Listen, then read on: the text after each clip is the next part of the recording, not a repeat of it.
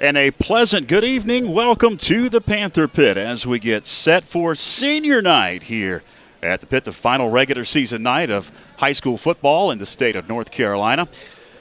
I'm George Young alongside Byron McClure, who is actually going to be doing this senior night, and it was just about 30 seconds ago that he found that out. So we're going to have the senior night festivities. That's going to last a while, and we could push past 7 o'clock before we will get to the first kickoff of the game. Seniors are getting ready. We'll have football first as they'll be honored, and then they'll head into the locker room. Actually, 9 teams are going to be honored here tonight. As they get situated here at the Pit, it's become a beautiful evening, a nice cool breeze. The rain has held off. It's gotten cloudy, but so far the rain has not made its way into Macon County. Hopefully it does stay to the south of us. And we'll have a beautiful night for football as you see all of the 10 seniors making their way along with their parents and some of their siblings. There's Evan Klatt and his father on screen.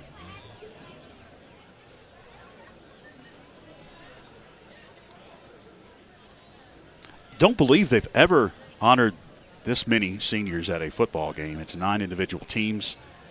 So it's going to take a while, but because of the way the season has gone, COVID, delays, the limitations on how many fans you can have in the stands, they've decided to do all of these teams tonight here at the Pit. We've got 4 cameras stationed all over the home side of the Panther Pit that will give you an up-close and personal view of senior night.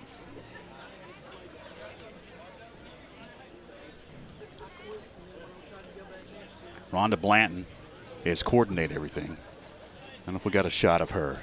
Rhonda coordinates all kinds of stuff here at the high school, the Boosters Club and athletics in general.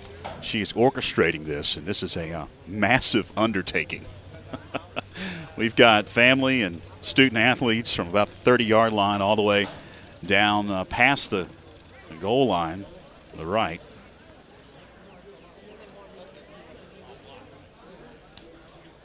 And they're going to honor each and every one of them. There's Rhonda. That's a good shot of Rhonda. Had flowers for everybody. This is a big undertaking. I believe we're just ready to go. Throw it over to Byron. Good evening, ladies and gentlemen, and welcome to the Panther Pit. Tonight is senior night 2021 for our band, cheer, football, swim, golf, tennis, cross country, and track teams.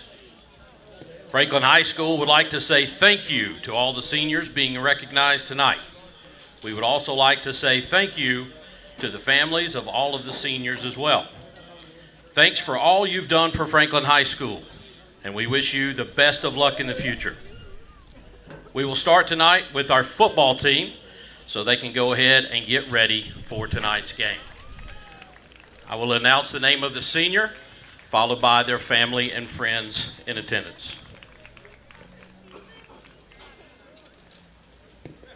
Gavin Autry. Craig and Emily Autry, Emma and Alyssa.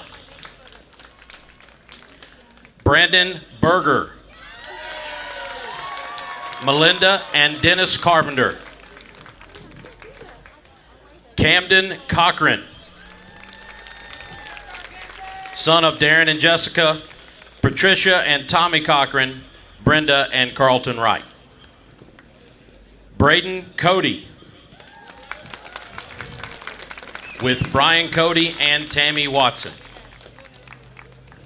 Chandler Crawford, with parents Alan and Lori, family Bree and Haley here with us tonight. Seth Krupe, Brian and Crystal Krupe and Sarah Krupe. Christopher Hernandez, accompanied by Josh and Becca Brooks. Evan Klatt, accompanied by Kevin Klatt, Jennifer Klatt, Deborah Eldridge, Sky Golubeski Crawl. Bryce Rogers, son of Trace and Karen Rogers, also accompanied by Hunter, Preston, and Brooklyn. Philo Sequoia. Jenna Sequoia.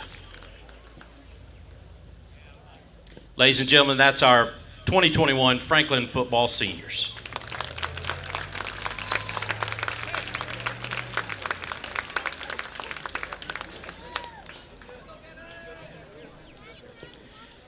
Now for cheerleading.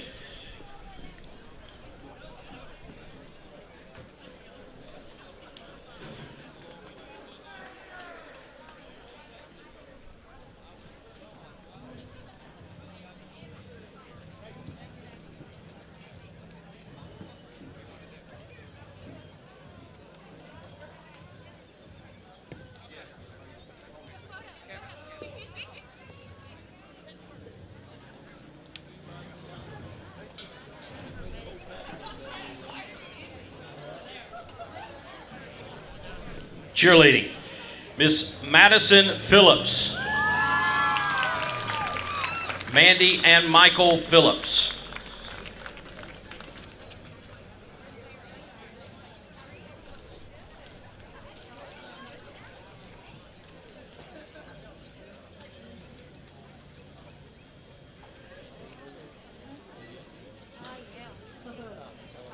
And now for our Marching Panther Regiment Band.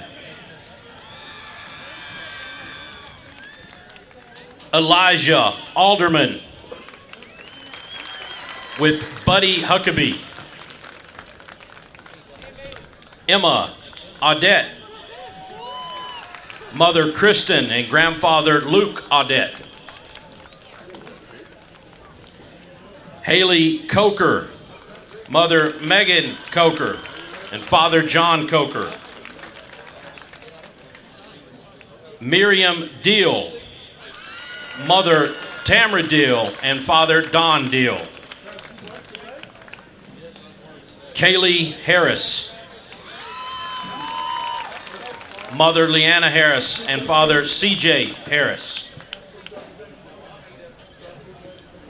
Ulysses Hembry, Sister Madeline Hembry and Father Ronnie Hembry. Terry Martin, Mother Rebecca Martin and Father Brad Martin. Sydney Moore, Mother Paula Moore, Father Mark Moore. Allie Norton, Mother Rowena Norton Bowers, Stepfather James Bowers, Father in Spirit, Mr. James Norton.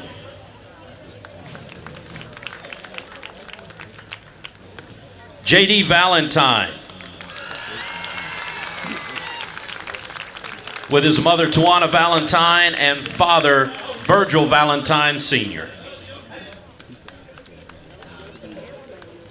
Ashley Welch, Mother Lisa and Father John Welch. Ladies and gentlemen, that is your seniors for the Marching Panther Regiment Band.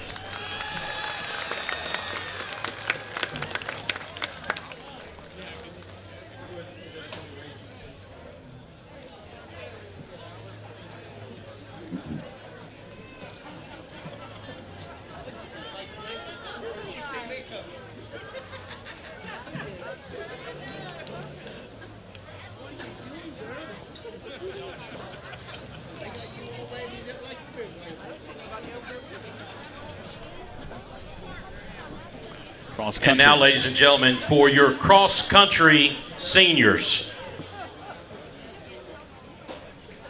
Hannah Angel. Parents Jeremy and Jennifer Angel. Brother Philip, who also is in track. Dylan Garcia.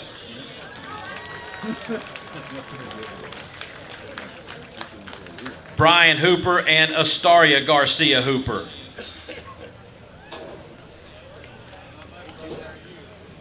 Logan Mack. Mother Mandy Hine and stepdad Stephen Carlota.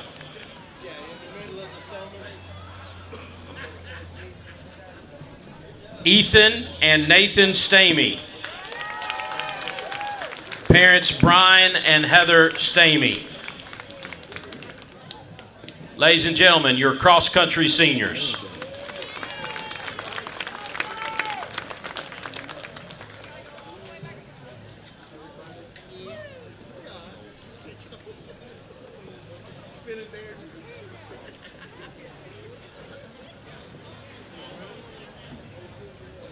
And now, representing your swim and dive teams, Olivia Stahl,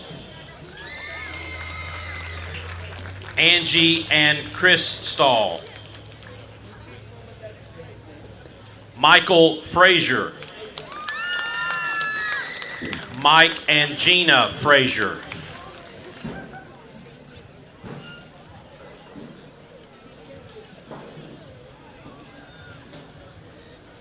that is your swim and dive team.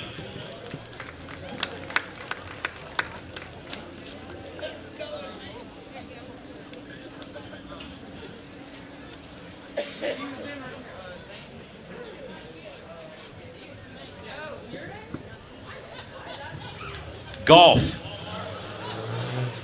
Olivia Stahl with Angie and Chris Stahl.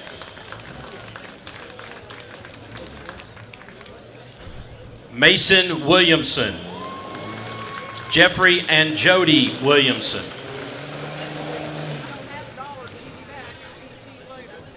Ladies and gentlemen, your golf team.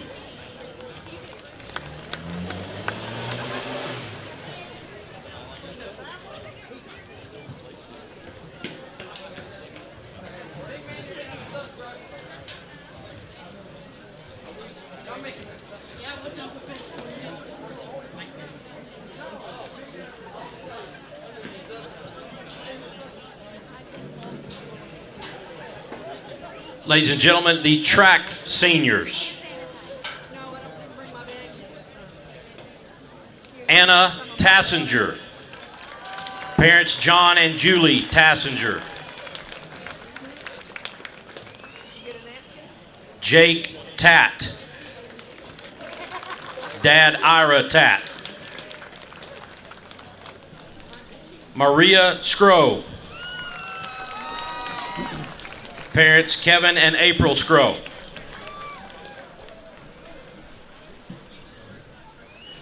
Lauren Basham. Kim Basham. Todd Wolf. Jaden Basham. Haley Coker. John and Megan Coker. Colby Hurst. Derek and Rhonda Hurst.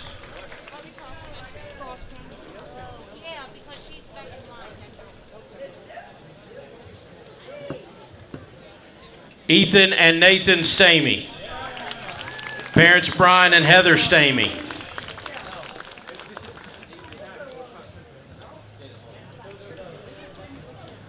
Dylan Garcia.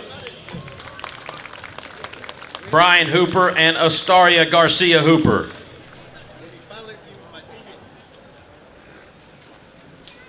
And of course, Hannah Angel.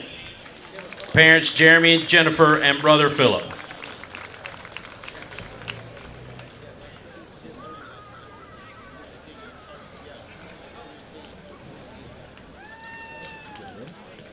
Ladies and gentlemen, one more round of applause for our seniors.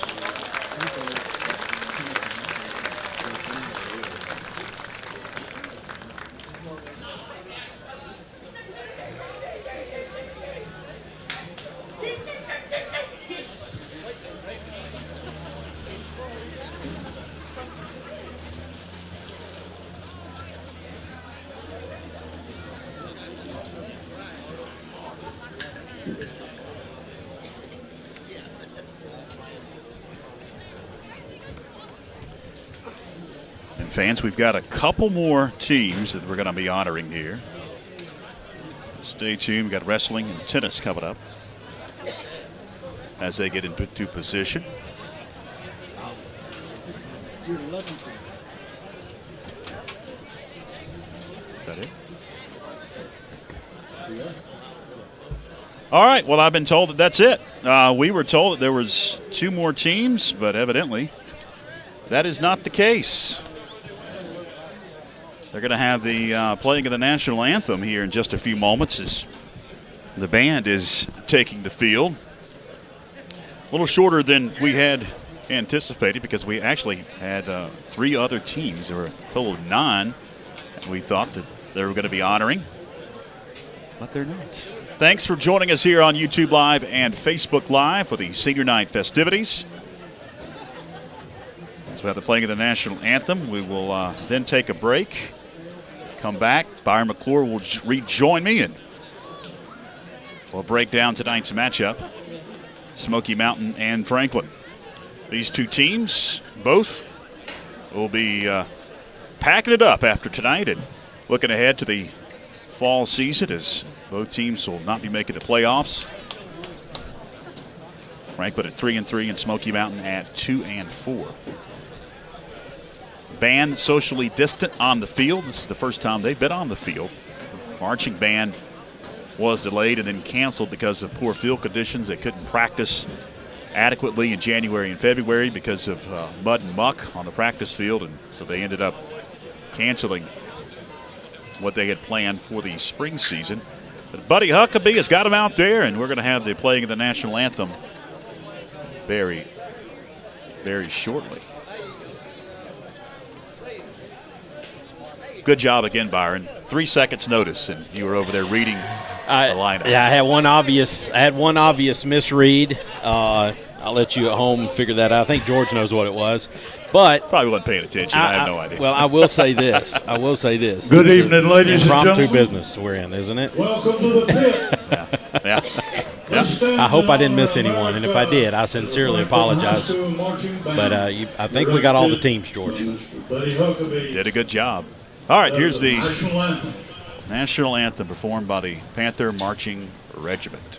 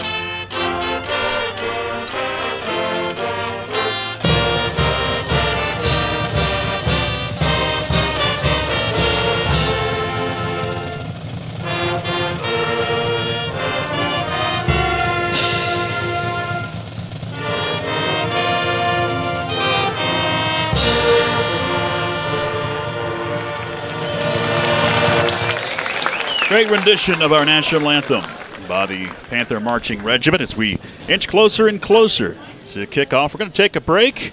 We'll come back, start to break down this matchup, and get you set for kickoff slated for 7 o'clock. Hang with us across YouTube Live and Facebook Live. This is the Franklin Panther Sports Network.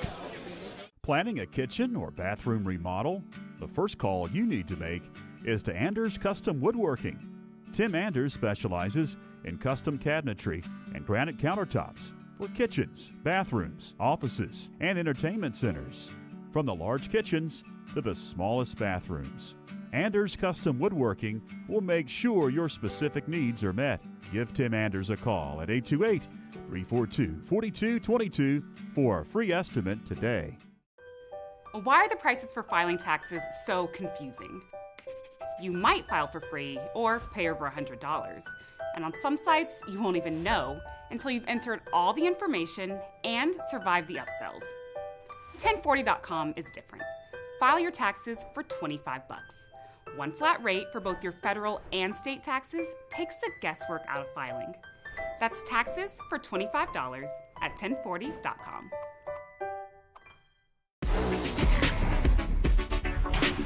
We're coming for everyone this year.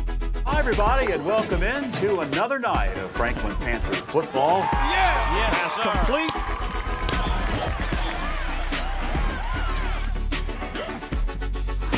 It's good to just go out there and win.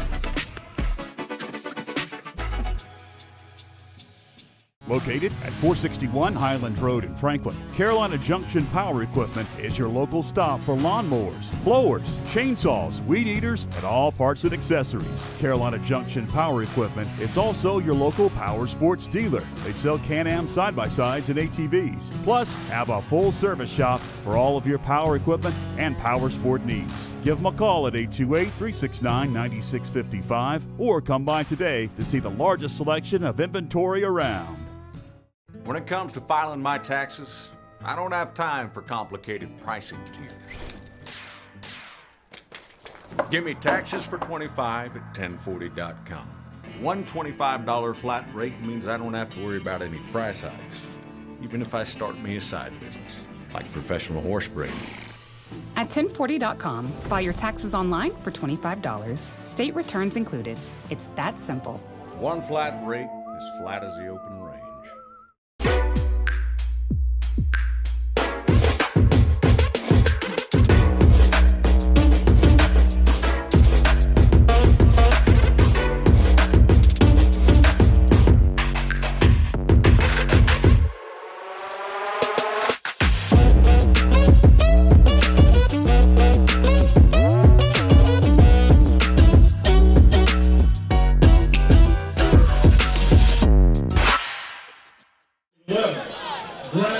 Welcome back, fans. Just about 5 minutes until we'll kick this one off here at the Panther Pit tonight. Cheerleaders on the field getting ready to welcome the Smoky Mtn Mustangs and the Franklin Panthers onto the field.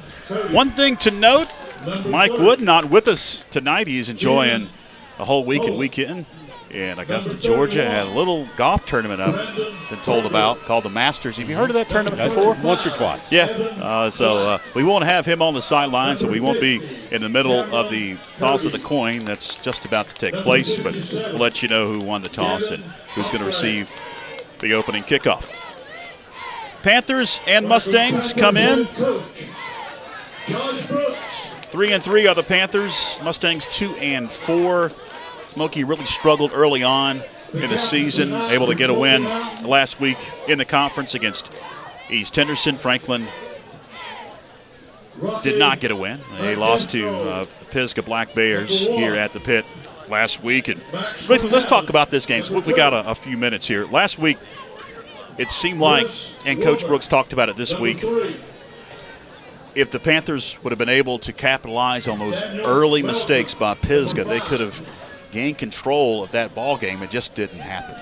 Yeah, and I will tell you, if you were not here or didn't watch, Pisgah had the best front seven that we will see all year long, and defensively they were tough.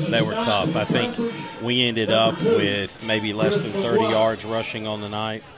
So as Coach Brooks said, you got to take your opportunities, and you got to convert, and you got to capitalize whenever a team like that makes a mistake. Quite frankly, there was nothing fancy about that team, nothing, no big play capability, but they just ground you down. And I actually thought that for 2.5 quarters, Panthers played pretty good. I mean, we did a great job of holding back the dam, and just a couple of breaks like it always is, and next thing you know, it's a touchdown, turnover, touchdown kind of thing, and it starts to get away from you. And there was a lot to play for if you were a Panther last week, because if Franklin had been able to win that game, they would have still been in the playoff push in the conference championship race.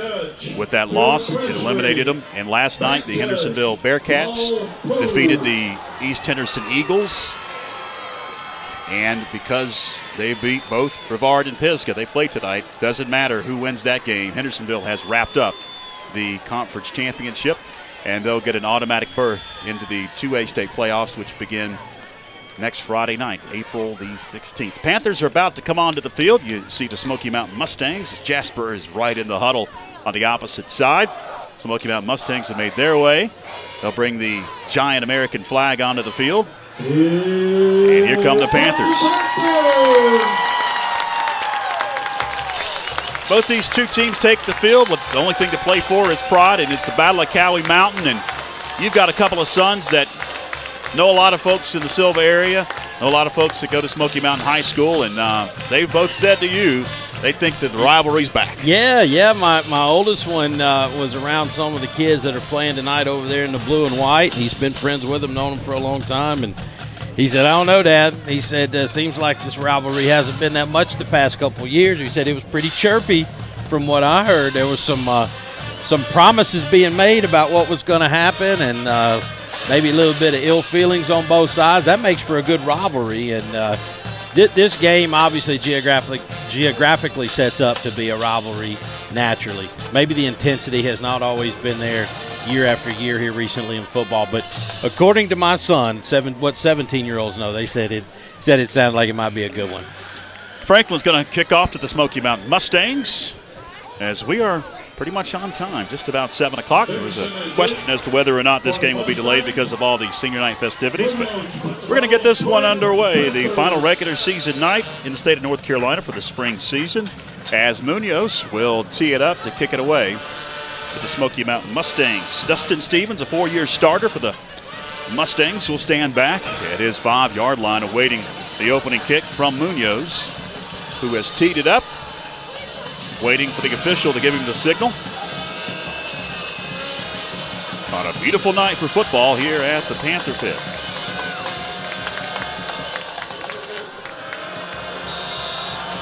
And we are underway. It's going to be a short angled kick to the far side. Richmond to about the 30-35.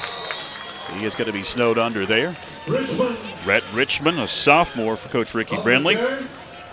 About a 12-yard, make that a 16-yard opening kick return. Mustangs will have decent field position to begin this game. No big surprise there. Want to keep it away and out of the hands of the explosive Dustin Stevens. Question mark coming into the game was who was going to be the quarterback for Coach Ricky Brindley. It's going to be the freshman. And the opening snap is the freshman Jed West. He hands off loose. It's Dustin Stevens. Picks up the first down. Does Stevens to about the 48-yard line. Freshman Jed West will take the snaps tonight. That was the question. Chris Wilburn had been injured a couple of games ago, and I think they've tried a few different things. But Jed's a young kid, very athletic, though, very smart. And Coach Ricky Brindley's trusting him with the offense tonight. West will set up in the gun. Send Stevens in motion, now a wing to his left. Stevens gets the call again. Follows his blocking. About an 8-yard gain for Dustin Stevens into Panther territory. I'll mark him at the 44. Dustin, the senior, last high school game, it's clear as 2 runs that we've seen here, George. He's running downhill, and he's got a lot of energy here in the opening drive for the Mustangs. His final night as a high school football player. 4-wide set for Jed West. 3-man front for the Panthers.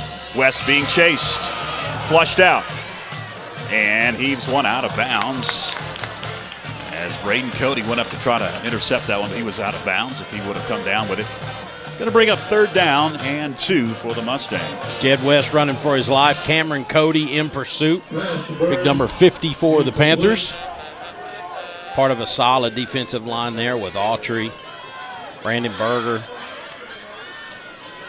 3rd down and a couple. West now going to look to the sideline. Panthers going to stack that box.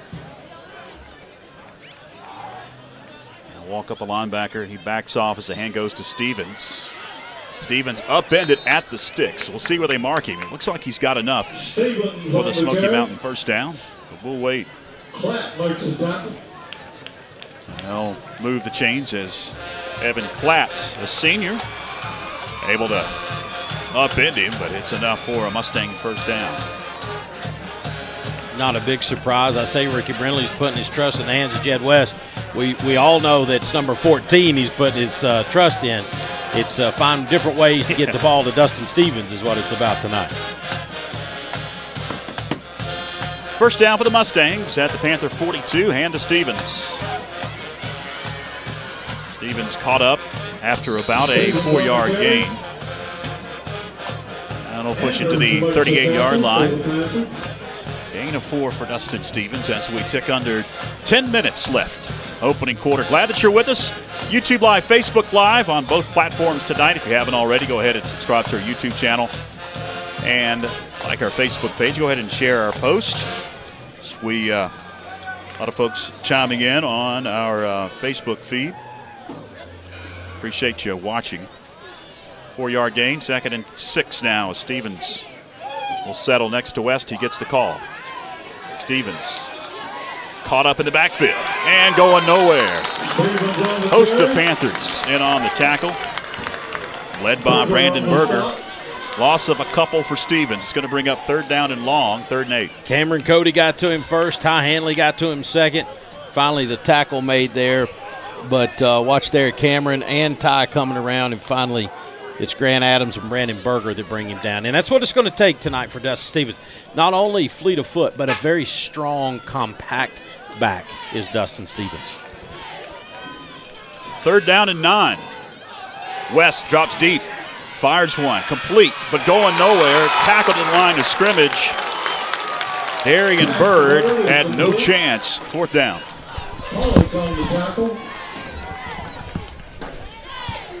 That is, yeah, I'm sorry, George. Going to bring up 4th down, and here comes the punting unit. Watch this, out, just trying to run a little screen. Cameron Cody again applying the pressure. And great coverage there by the secondary. One thing we didn't get to do before we came on was what you thought the Panthers had to do to come out victorious. We'll have the kick here. We'll get back to that graphic in a moment. As the kick is going to head into the end zone for the touchback. All right. Yeah, George, I mean, right there's one of them. That's exactly, and that's why I was nudging you in the arm. We talked about, you and I did before we come on, force them into 3rd and long situations. If you can keep Dustin Stevens from getting the big chunks of yards on 1st and 2nd down, we'll put that young quarterback in a tough situation on 3rd down. But right here, we've got to control the line of scrimmage. Everybody knows we're going to run the football. We need to do it effectively starting right now. Touchback, 1st and 10 at the 20. 8 minutes left. Christopher McGuire works out of the gun. Takes the handoff to Klatt. McGuire going to take off. McGuire shakes one defender and is out of bounds after about a 16-yard gain. That'll stop the clock to the 36. 1st down for the Panthers. Watch him, and this is the part we talk about, the dimension that's so nice with Christopher. Watch this. Bounces it out, looks in, bounces out, gets around a defender, and only Dustin Stevens able to stop him there from making an even bigger gain. 2 receivers set. McGuire grabs that shotgun snap. Got a hand. Evan Klatt. Klatt's loose, across the 50, and tracked down from behind at the 44. Klatt into Smoky Mountain territory. Nice run. Watch this here on instant replay. The give to Klatt, takes it off the right. Look at the lead block. Look at Gavin Autry get out there and seal that inside man off. Nice hole, nice run, Evan Klatt. Colin Crow tracked him down. 58 for the Mustangs. Down to the 42-yard line. McGuire again out of the gun. Hands to Klatt. And Klatt gains about 3, 4, maybe 5 yards. We'll call it a 5-yard gain. 2nd and 5 coming up, down to the 37. Nakoma driver unblocked over for the tackle. Panthers definitely moving the ball like we mentioned. Doing exactly what we said they had to do, controlling that line of scrimmage. Under 7 minutes left. Under center for the first time, Christopher McGuire. Offset eye. Hands to Ty Hanley. And Hanley going nowhere. Driver on the tackle. Does gain a yard officially. It's going to bring up 3rd down and 4 for the Panthers. Good little battle going on that right side, George. Lawson Wyke, a 6'3", 260-pound senior for the Mustangs. Of course, as I say that, he switches over. Being blocked by Philo Sequoia. To Evan Klatt. Got some blockers. Down to about the 20-yard line. And that should be enough for a Panther first down. Unlike last week, if you can make their defensive secondary have to make tackles, which they didn't a lot last week, right? It was linebackers were just teeing off, but we're getting to that second level. And so it's a good sign when that secondary is having to make tackles. Now approaching 6 minutes left. Just joined us, Smoky. Did drive into Panther territory in their first offensive possession. They got the opening kickoff, but stalled. Panthers now in striking distance at the Mustang 29. McGuire fakes the handoff. Nifty.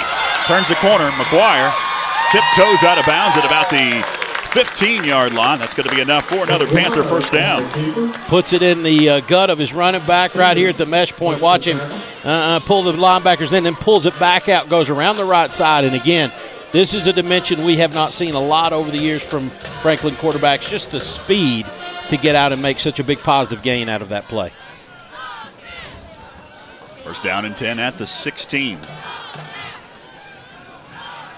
Offset eye. Hanley and Klatt behind McGuire. Pitch goes to Klatt.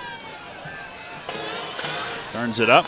Off left tackle down to the 10-yard line. Gain of 6. 2nd down and 4. McNeely on the tackle. 5.5 left. What a job by that band, George. Don't they sound great? Yeah, they are driving actually towards the band. Yeah. The band has got a front row seat in the end zone. Hopefully we keep that next year. I like because it. of the I like COVID it. Yeah. restrictions, but it's a cool element. Hanley right up the gut. Yeah, I think he's got enough for the first down. Yeah, he does. Down to the 5-yard line. Had somebody walk up to me last week and said, why didn't he give the ball to Ty Hanley more? Which was a good-spirited gesture, but Ty did get a chance last week. He was in a crowd of Black Bears. That was a really good defensive front we played against. But, hey, just to piggyback off what I said a minute ago, Buddy Huckabee does such a great job with those guys.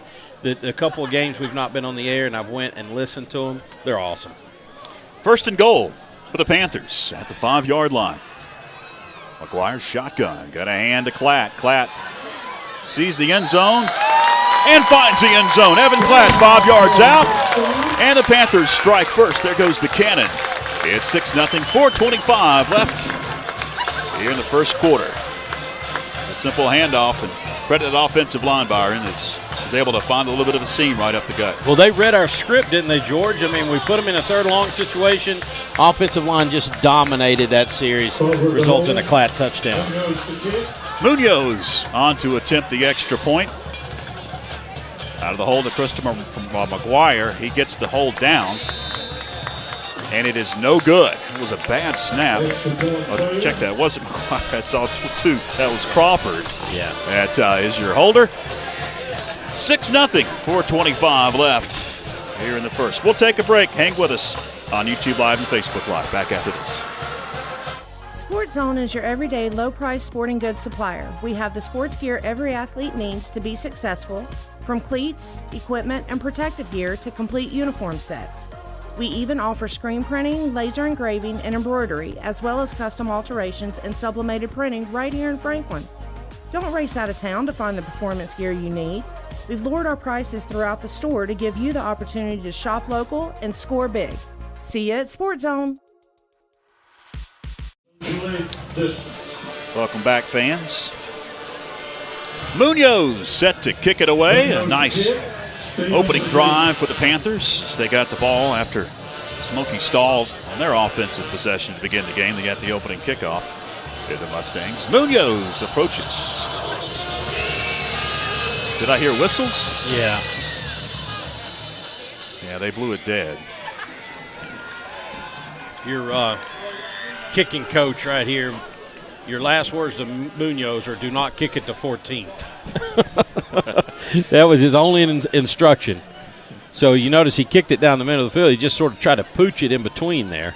There's your kicking coach. That's Dr. Matt Corbin. That's right. Same guy that he'll check works on my teeth. Yeah, that's right. He'll check your teeth, make sure that you don't have any cavities, and then he'll tell you don't kick it to 14. Yeah, that was the next thing. Brush your teeth.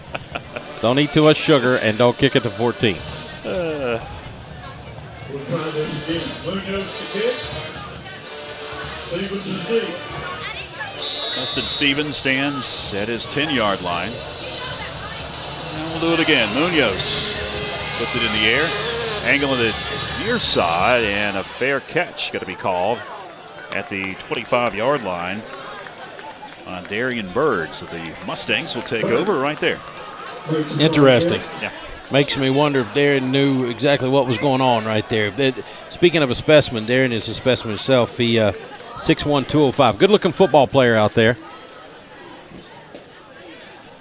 And we'll be interested to see if they continue. The freshman, Jed West's going to be a good quarterback at Smoky Mountain for sure.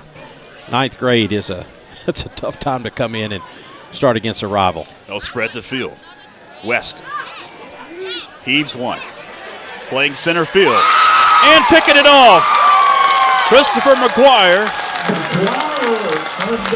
The 46. That's a turnover for the Mustangs, and the Panthers get great field position.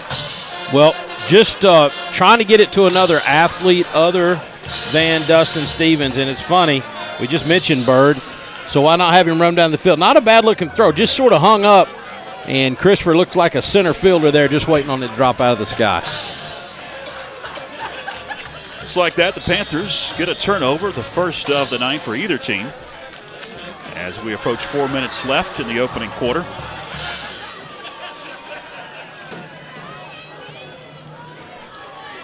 McGuire grabs the snap, gonna drop back, look to fire one down the seam. It's in traffic, and Pollock goes up, cannot come down with it. 2 defenders around him. It's gonna bring up second down. Double coverage there, Dustin Stevens and Rocky Magestro, I think is how you say Rocky's last name, but ball sort of hung up there. That's an athlete's ball. It's a 50-50 ball, so you can come down with that. Glad nobody did, because the numbers were against us there for sure. Second and 10 at the 46 of the Panthers.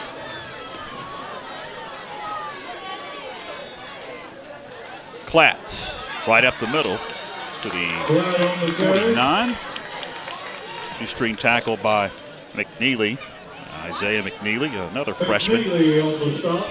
Coming off that conference championship in 2019, Ricky Brimley, a lot of expectations heading into this season. And yeah, I think COVID had a lot to do with it. Also, got a pretty young team. They lost a lot of seniors. I mean, on the basketball court and on the football field, that is what they were, senior laden. Evan Klatt down to the 44-yard line. I think he's going to be a yard shy of the Panther first down. But in 2019, that was one of the best Smoky Mountain seasons in about 20 years. They're going to drop the sticks, say it is a first down. Well, George, they were huge up front. I mean, they were so big across the front. I remember I'm sitting there looking at Lawson White. Lawson White is a great football player, and I remember he did not start that year. He was having to rotate in some, and it's because there were so many guys a year older than him that were so good and so big. So that certainly, that'll hurt you when you turn around and start the next season. And you get in a spot where quarterback goes down and you got a freshman starting. Low snap, McGuire, and a hand to Stiles. He's going to be tracked down from behind by Chris Wilburn. A yard for Stiles is going to bring up second down and none as we approach 2.5 left at a quick-moving first quarter. Kellen has come in periodically this season and spelled Evan Klatt. Good to see him in the game. Certainly a different look to the run. So far, the rain showers have held off. Some dark clouds are hanging over the pit, but hopefully it will stay dry until later on. Second and 9. And to Styles. Cuts it up. Gets upended at about the 38 by Rocky Magestro. My mistake. He's a senior. Coach Ricky Brindley. Third down and about 3 for the Panthers. Under 2 minutes left opening quarter. I'm George Young along with Byron McClure. Mike Wood not with us tonight. He is at the Masters in Augusta, Georgia. He's watching. I saw his name pop up when I looked at our Facebook feed. Notice our numbers are up tonight, George. Hanley into the pile. Fights his way towards the 35, but he's still going to be shy. Does the ball pop loose? They're going to mark him down. It's fourth down. And I'm sure Coach Josh Brooks will go for it here. We can joke all night long, but you and I miss our buddy Woody. Oh, yeah. Adds a lot. We call him our hype man. He's the hype man, absolutely. Keeps us on our toes and keeps the energy flowing. He's on the sidelines. That's where he wants to be. Right in the middle of it. As Jay Brooks would say, down here where you can smell it. Exactly. Fourth down. We've got movement, and here comes a flag. The first flag of the night for either team. You know, I don't know of another coach in this part of the world that uses the no play as well as Josh Brooks does. And there's some years he does it more than others. Right there's a good spot. But that's an example of coach being shrewd in game and making a call there. 2 yards. Would we have gotten it? Maybe. Would we get it if they jump off sides? Absolutely. Good call. Clock starts to tick down to 50 seconds. Pitch to Klatt. Turns the corner. Klatt to the 24-yard line. Gain of about 6 for Evan Klatt, the senior on senior night. If you just joined us, the senior night festivities were before we kicked this one off. Started about 6:35-ish. If you want to go back and watch those festivities, they'll be archived here on the Franklin Panther Sports Network, YouTube, and Facebook. See if they get a playoff here. They haven't started the play clock because we're under 20 seconds left. They just let it roll down and head to the other side. Maybe not. They'll run a play. It's McGuire on the keep. McGuire tiptoes out of bounds. That'll be enough for the first down to the 15. Hey, he's such a weapon. I know I've said it over and over, but watch this. Again, just pulls it out of the belly of his running back, off to the right side. And not only is he fast, but he is quick. And you can be one or the other. You're really special if you're both. And Christopher at nights, he stopped me the other night and talked about how he didn't throw it that well, but the one dimension he's got night after night is that speed and the ability to run the football. And teams have to respect it. Mm-hmm. And that's the key. It opens up the passing game where they have to respect it.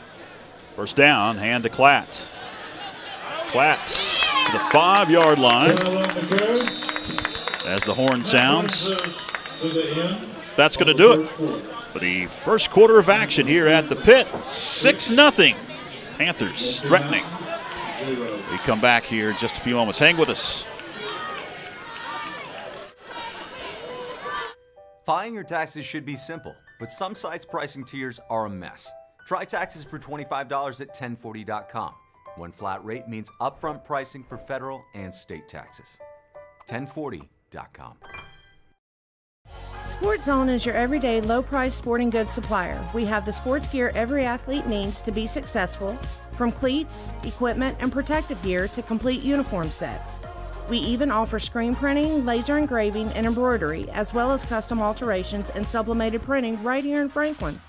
Don't race out of town to find the performance gear you need. If we don't have what you need in stock, we'll be happy to place the order for you. We've lowered our prices throughout the store to give you the opportunity to shop local and score big. Let Sports Zone help you prepare for battle on game day. See you at Sports Zone.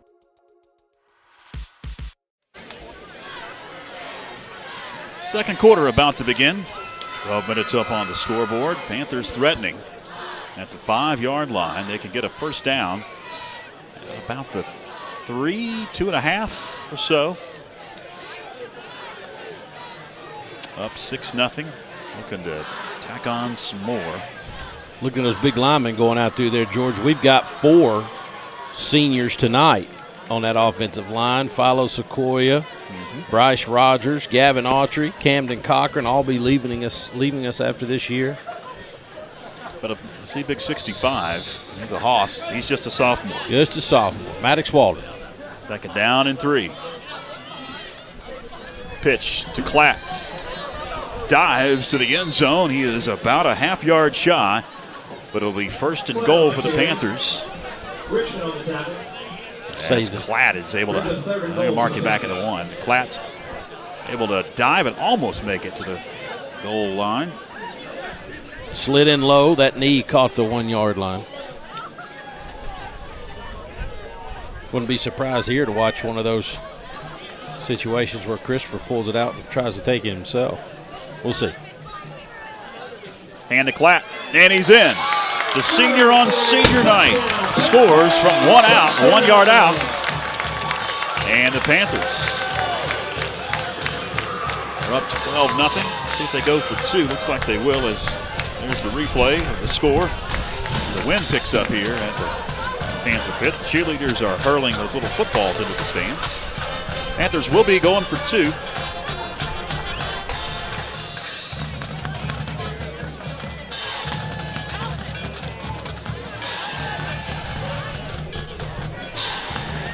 They played with the clock. They had to reset it. Now it's 11:46. 2-point conversion. McGuire is in. And the option that time. And it's now 14-0 as we head to break across the Franklin Panthers Sports Network. Whenever you're ready. Taxes for 25. I think we got it. Just let me get into character. Really, it's just. Taxes for 25. By Jove, it's taxes for 25. Taxes for $25. At 1040.com, file your taxes online for $25. No complicated pricing tiers. Just one flat rate for everyone. State returns included. Welcome back, fans. 14-0. Franklin on top of the Smoky Mountain Mustangs, looking to break a 2-game losing streak for the Mustangs. Before that, I think it was 9 in a row. Franklin that's right. Had defeated the Mustangs 2017, the last year that Franklin has won in the Battle of Cowie Mountain. Smoky able to win in 18 and in 19. Quick quiz here, George. If you're Munoz, what did you just hear when you walked out? Don't kick it deep to number 14. Hey, there you go. Because Dustin Stevens is back at the just want to make sure you're 5-yard line. Yeah. Surprised we haven't heard it all the way up here. If Mike was down there with this microphone, probably could hear Coach Matt Corbin. Good kick. Man, what a kick. Going to die at the 5. Stay in your lanes, guys. Stevens picks it up. Stay in your lanes. Stevens nifty. Made something out of nothing. And he's up to the 15. Tackle there is Dustin Stevens, and that's where the Smoky Mountain Mustangs will take over on their 3rd offensive possession of this ball game. Last offensive set it was an interception. Jed West threw it up, and it was picked off by Christopher McGuire. 11:40 left in the second. So far, so good if you're a Panther fan on this regular season finale night of spring football in the state of North Carolina. The playoffs begin next Friday. Hendersonville will be representing the Mountain 6 Conference as they won last night and won the Mountain 6 Conference. Dustin Stevens is going nowhere. Tracking him down from behind, Gavin Autry. Run down by Gavin Autry. Fans stick around at the half. We've got a feature on Gavin Autry. We put together a couple of months ago. Look at that. Got down there quick, George. Stevens is nifty and fleet of foot. And that was a athletic play by Gavin Autry. No gain officially. 2nd and 10. West shotgun. Going to hand off Stevens. Right up the middle, Stevens. Nice solo tackle by Pollock. As Stevens had a lane. Gain 5. 3rd down and 5 for the Mustangs. And these are the kind of situations we talked about trying to get Smoky Mountain into with the freshman quarterback. 3rd and 5 situation. Ricky Brindley. What do you do right here? Probably give it to 14 again, huh? Send 4 wides. Now they'll shift Stevens. He'll get the call. Stevens chopped down at the line of scrimmage. Does gain a couple. Able to track him down. Big number 50, Cameron Cody. We have called his name a lot. And he's just a junior. He'll be back for the 2021 fall campaign. It'll be here in about 3.5 months. Can't understate what he brings to this team. Cameron's one of those kind of kids, just got a grit to him. He's a football player by nature, and we've called his name all year long. Back deep to receive, Grant Adams for the Panthers stands at his 42. As Stevens, the punter, send one that's going to dot about the 40-yard line. It looked like briefly Stevens wanted to pass that ball. He surveyed the field, didn't he? He did. Yeah. And he did the old pump fake. It looked like he was going to go back and then decided, almost like a rugby style kicker too, you know. All right, I'll just send it deep. 9:33 left here in the second. Panthers get it back, 3 and out for the Mustangs. Up 14-0. And the Battle of Cowie Mountain on the gridiron, the first of 2 this season. Of course, in the fall, we'll have another Battle of Cowie Mountain here in 2021. Pitch goes to Evan Klatt. 3, maybe 4 yards for Klatt. Up to the 44-yard line as the sun briefly comes out. Looks like the rain will stay to the east of us and to the south of us here at the pit. Beautiful evening for football here in the spring. 2nd and 7 after a 3-yard gain for Evan Klatt. McGuire grabs that shotgun snap, going to swing it out to Adams. Caught 46, 47, 48-yard line for a nice solo tackle by Daniel Melton, a senior for Coach Ricky Brindley, his final high school game. 3rd down and a yard. Mark it up at the 49. Open field tackling is one of those skills that will separate those who sit on the bench and those who get to play. It is an essential if you're a cornerback.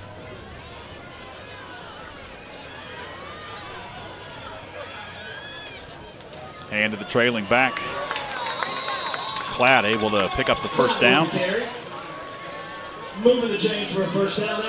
Slipped right in there. Isaiah McNeely coming off the corner, just couldn't get to the hole quick enough to stop Klatt.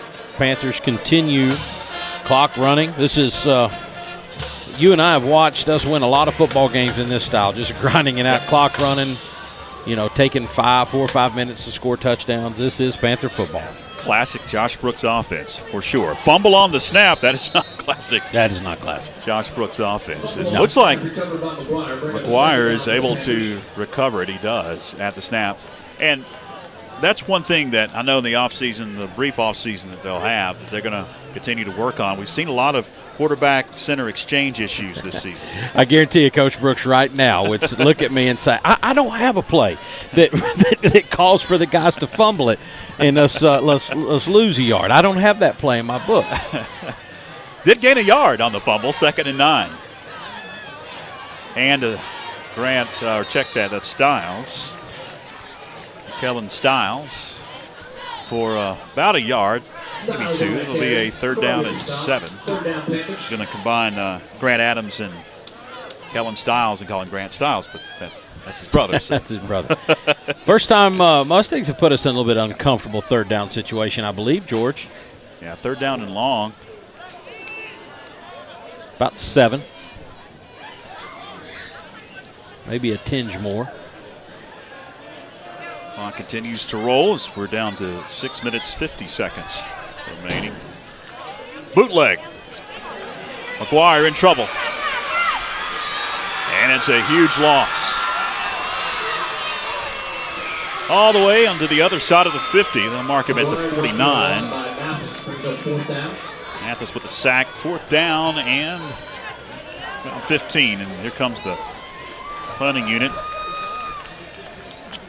Don't have a name for 28, but Coach Ricky Brindley sends sent that kid at the right time. I think I looked at the roster that they gave the folks up here. I got this off Max Preps, and that roster that they gave folks over here did not have a 28 either.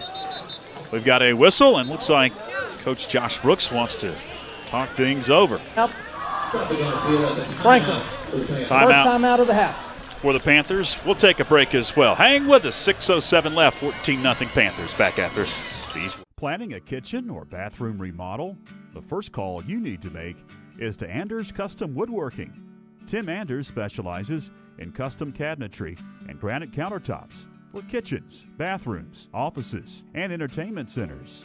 From the large kitchens to the smallest bathrooms, Anders Custom Woodworking will make sure your specific needs are met.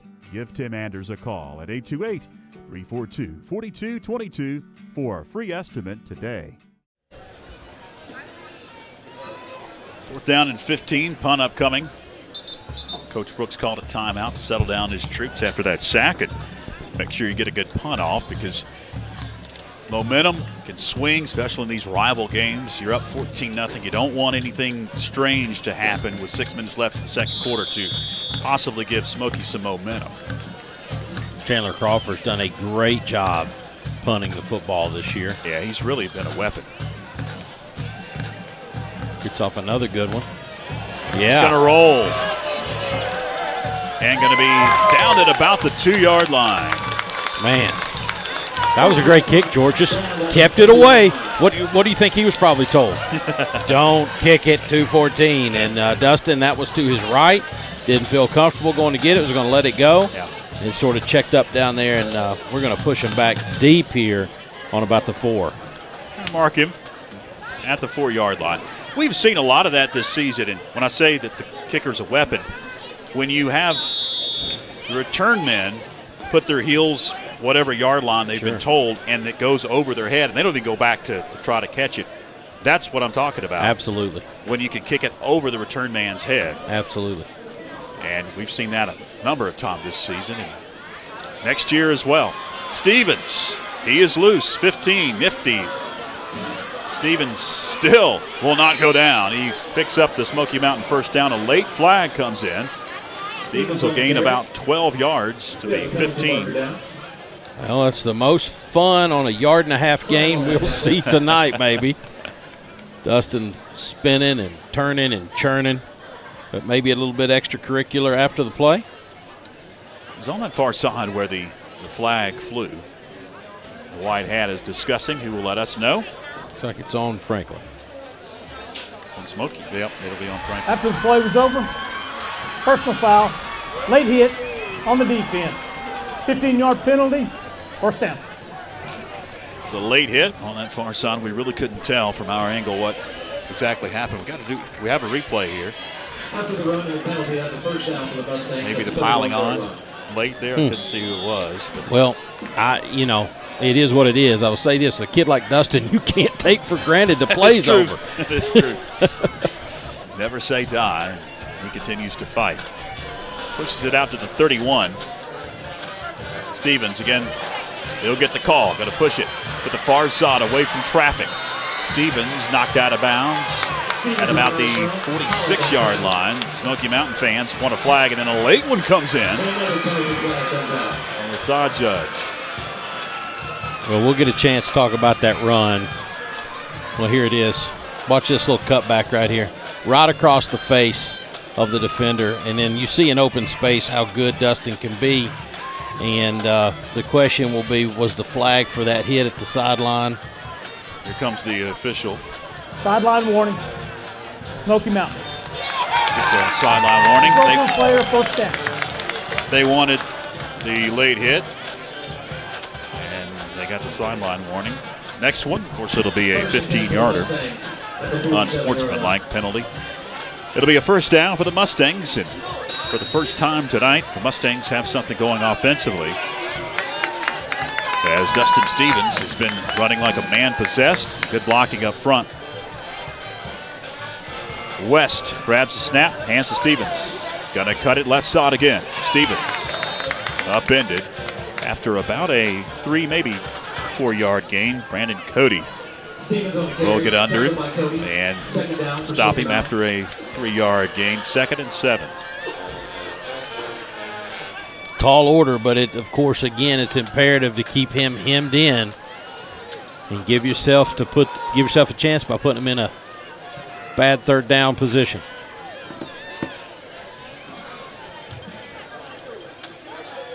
West is going to take off.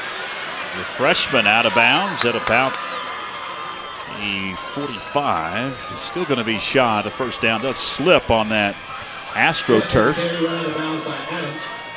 Let's take a tumble. Looks like he is okay. Marking back a little bit initially. Nice. 3rd down and 2, Byron. Yeah, nice play call there by the Mustangs, knowing all the attention was going to 14. And again, I want to say number 10, Jed West for the Mustangs, going to be a good quarterback here in the next couple of years at Smoky Mountain. 3rd and 2.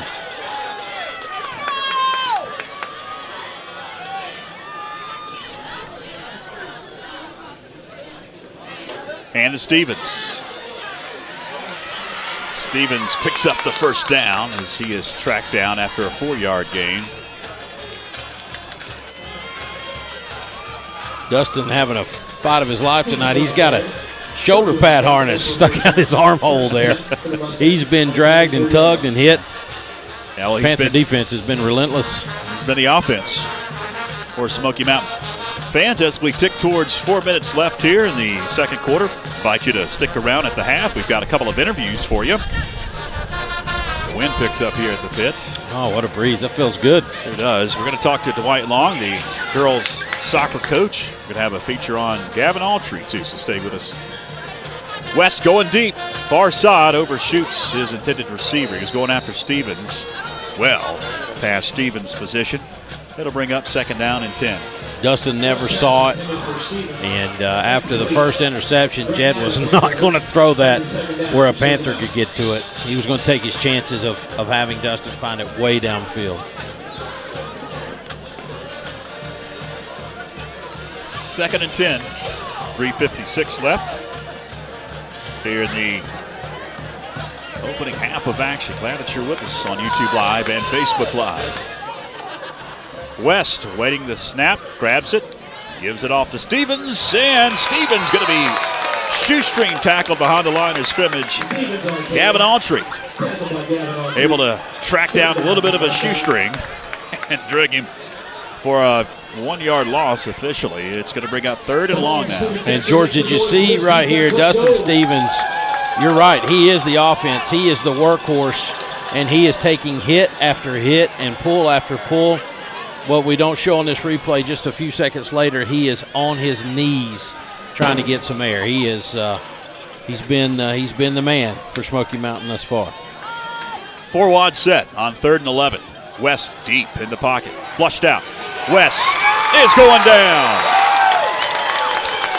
Pollock will pick up the sack, and it's a big loss for the Mustangs back to the 49, and they'll bring on the punting unit. Watch Pollock come here. Yeah, shed his block. Great job. And just able to get West by the shoestrings. 2nd charge timeout of the half. We've got a timeout on the field. 3 minutes left. We'll take a timeout as well. Hang with us across the Franklin Panther Sports Network. We're coming for everyone this year.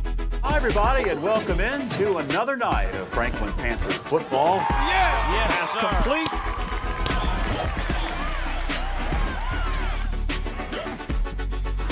It's good to just go out there and win. Located at 461 Highland Road in Franklin, Carolina Junction Power Equipment is your local stop for lawnmowers, blowers, chainsaws, weed eaters, and all parts and accessories. Carolina Junction Power Equipment is also your local power sports dealer. They sell Can-Am side-by-sides and ATVs, plus have a full service shop for all of your power equipment and power sport needs. Give them a call at 828-369-9655 or come by today to see the largest selection of inventory around. Smoky. They'll send it away after the timeout. Grant Adams will catch it and take off. Adams to the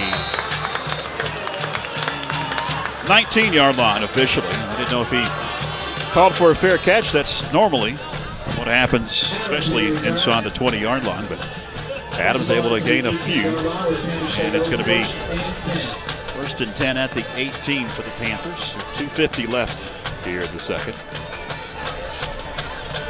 Up 14-0. Looking to tack on some more, and we've talked about it. The kicking game has been a weapon with Munoz and Crawford, punter and place kicker. You've got a field goal kicker. If you get inside the 30-yard line, that you've got that in your back pocket, but that's going to be a big loss. Play just too slow developing right there. I don't know what happened, but Ty and Christopher just did not get it going. We'll watch on replay here. Yeah, I see what happened.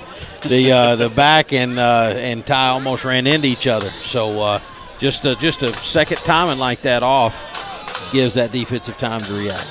2nd and 19. 5-yard loss. Check that. 2nd and 15 for a 5-yard loss. As the Panthers are on the side of the field that we are the farthest away. We are I'm relying on our the monitor. necks here I'm on the monitor. as the hand goes to Klatt. And he's not going to gain much. And looks like Coach Ricky Brindley will call a timeout. With 1:52 left, that'll be their first timeout. So Coach Brindley has got a couple more in his back pocket. Smoky Mtn. First charge timeout of the half. We'll take a break, fans. Hang with us across the Franklin Panthers Sports Network. Sports Zone is your everyday low-price sporting goods supplier. We have the sports gear every athlete needs to be successful, from cleats, equipment, and protective gear to complete uniform sets. We even offer screen printing, laser engraving, and embroidery, as well as custom alterations and sublimated printing right here in Franklin. Don't race out of town to find the performance gear you need. We've lowered our prices throughout the store to give you the opportunity to shop local and score big. See you at Sports Zone. Welcome back. Coach Ricky Brindley wants to keep some time on the clock to try to have a chance late, trailing 14-0. Call timeout. Panthers facing a 3rd down and 12 from their own 16-yard line. We've got a visit by Mr. Kevin Corbin up here. He's got an APB out on Mike Wood. Wants to know where it's at. What is he into is the question, right, Kev? Where is he? What's he into? McGuire looks to fire. Could not be scooped up off the carpet. That was a nice pass, though. And the diving play by Sequoia could not be secured. We'll get the replay here. That was a nice pass. Not a bad pass at all. I think there might have been a little bit of contact there, right, but as the ball was approaching. Yeah. Incidental or not, there's a little bit of contact, it seemed like. Here it is. Which is past where it needs to be, and I think there was. Yeah. I actually saw hands come out. Yeah. The Panthers have to punt it away. And Smoky still has 2 timeouts. As Crawford puts his foot into it. Another nice spiraling kick. Stevens, so check that. That'll be Lincoln Sutton. Number 4, not number 14. Fair catches it at the 50-yard line. That's where Smoky will take over with 1:39 left, 2 timeouts, trailing 14-0. And the question is, can they continue to work Dustin Stevens the way they have, George? It was a telling sign to watch him just a minute ago go down to his knees. Yeah, he's been the workhorse, and it's got to take a toll. A pounding. Stevens, wing left of Jeb West. Fires at the flat, incomplete. Trying to hit Richmond. Stop the clock. 1:34 left, 2nd and 10.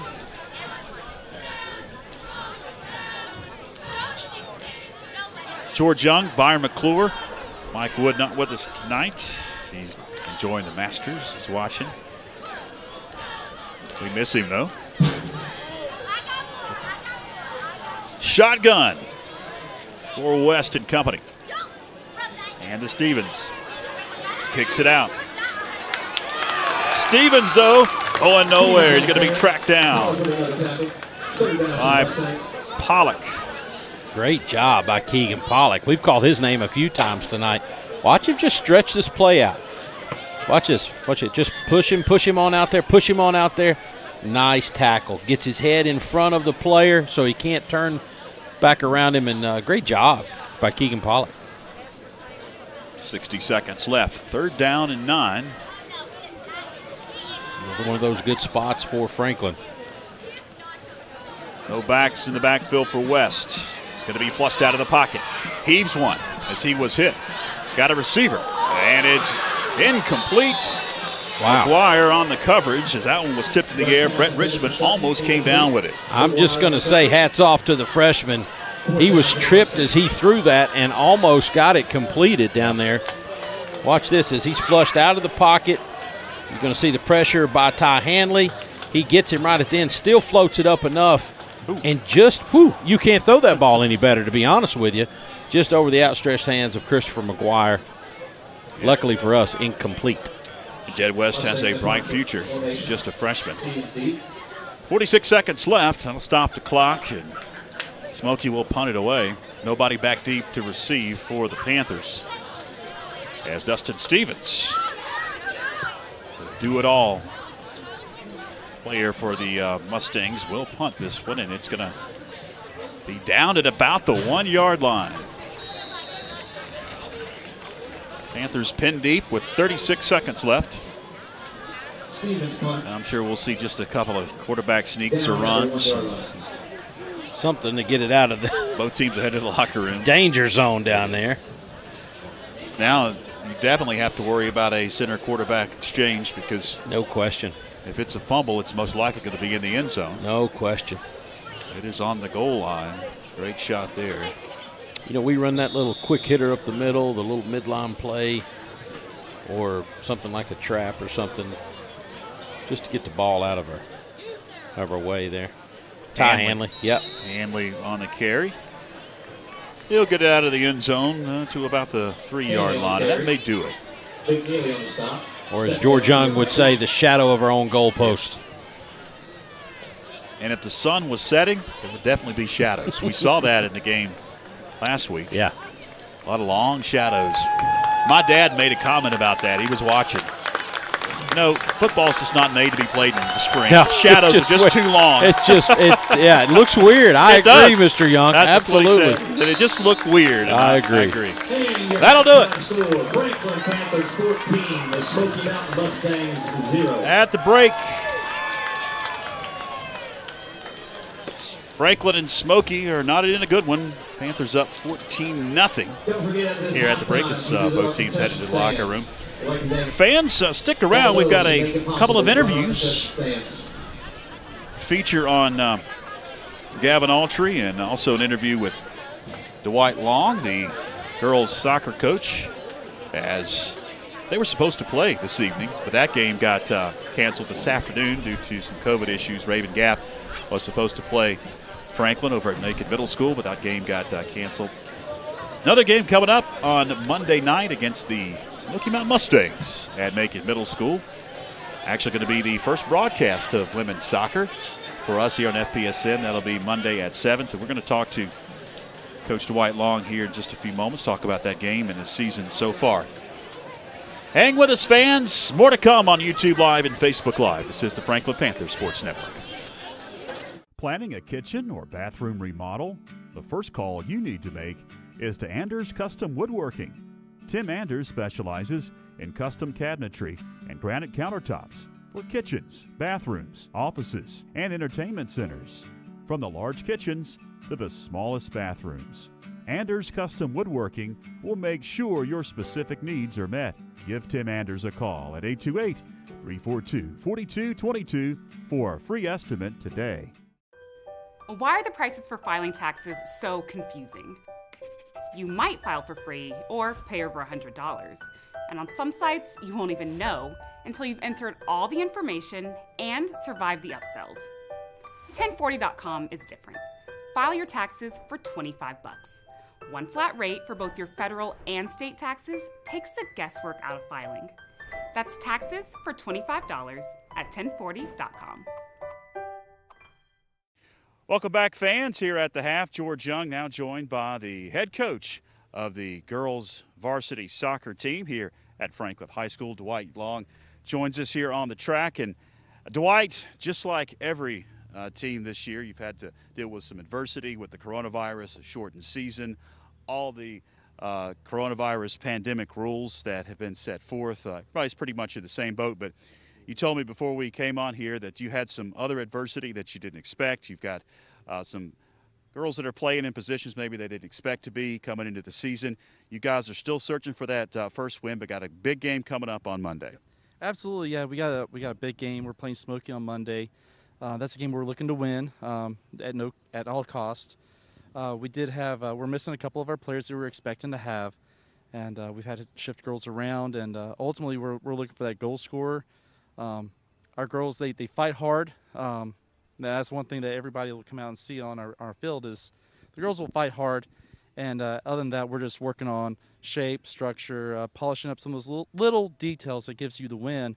We got a young team, so that's to be expected. We got just 5 seniors, and then the majority of our team, which is a pretty big one this season. We got 24 girls that's playing with us. That's 19 girls that are underclassmen. So, young team. So we have a good future ahead of us, and it's just polishing up some little details to give us those wins earlier in the season. Mentioned we're halfway through the season already. In fact, I believe the Smoky game on Monday is the midway point in the conference season. You play 14 games, shortened season, shortened playoffs. What are some of the things you mentioned you're searching for some goal scorers? What are some of the things that you think that you've improved on as the season's gone on? And what are some of the things that you're still looking for? Yeah, absolutely. I mean, every team, I've always said, you either get better or you get worse as the season moves on. We're definitely getting better.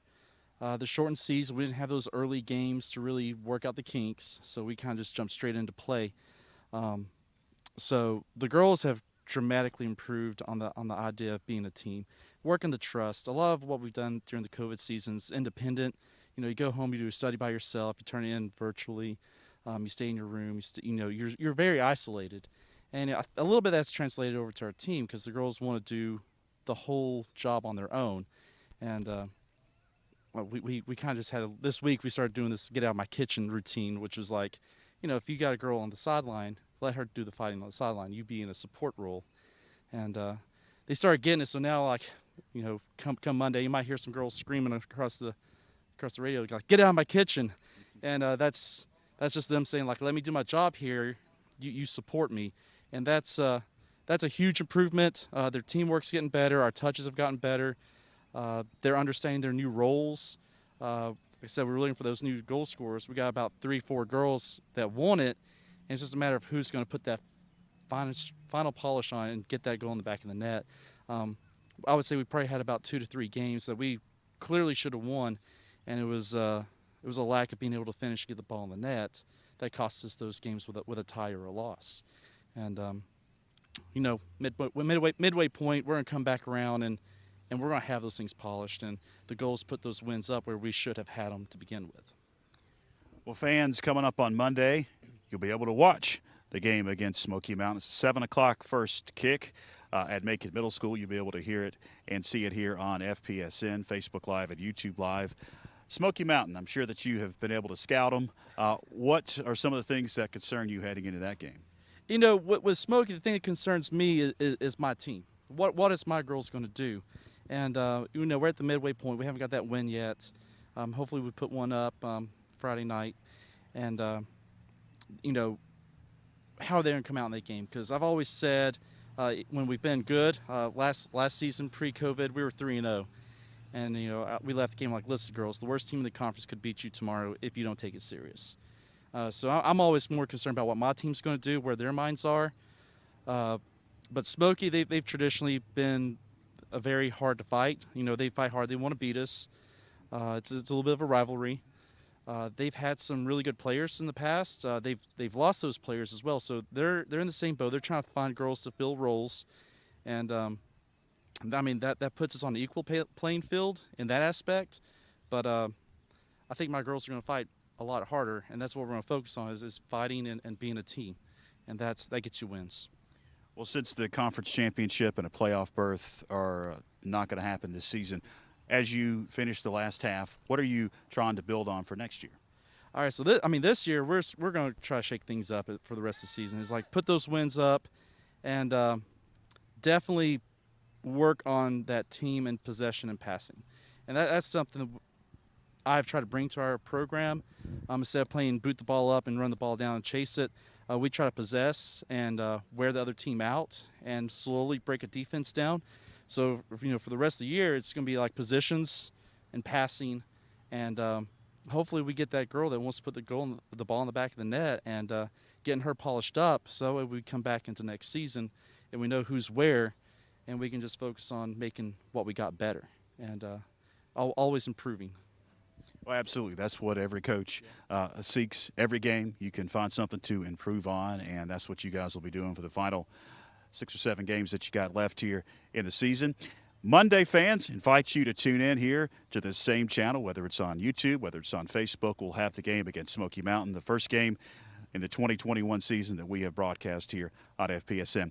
Dwight Long joins us here, Varsity women's soccer coach. We appreciate you catching up with us. Thank you. We appreciate it. So we love all of our fans. We love people watching, and we've had a good turnout on the field. And say, if you can't make it to the field, catch us online and support our girls. All right, fans, stay with us. More to come here at the half.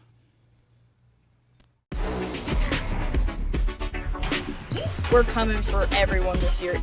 Hi, everybody, and welcome in to another night of Franklin Panther football. Yes, complete.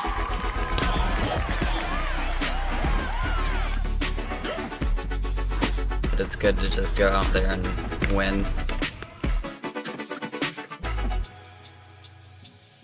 Located at 461 Highland Road in Franklin, Carolina Junction Power Equipment is your local stop for lawnmowers, blowers, chainsaws, weed eaters, and all parts and accessories. Carolina Junction Power Equipment is also your local power sports dealer. They sell Can-Am side-by-sides and ATVs, plus have a full service shop for all of your power equipment and power sport needs. Give them a call at 828-369-9655 or come by today to see the largest selection of inventory around.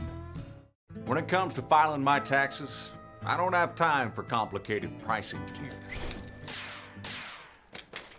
Give me taxes for $25 at 1040.com. One $25 flat rate means I don't have to worry about any price hikes, even if I start me a side business, like professional horse breeding. At 1040.com, file your taxes online for $25. State returns included. It's that simple. One flat rate, as flat as the open range.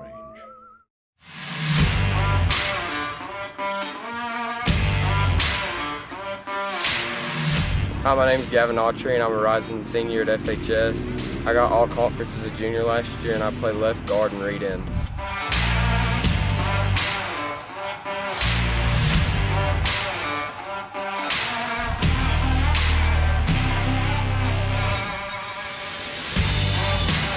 My favorite things about football are normally the summer workouts, and then also we go to FCA camp during the summer, and then also like the team atmosphere around football.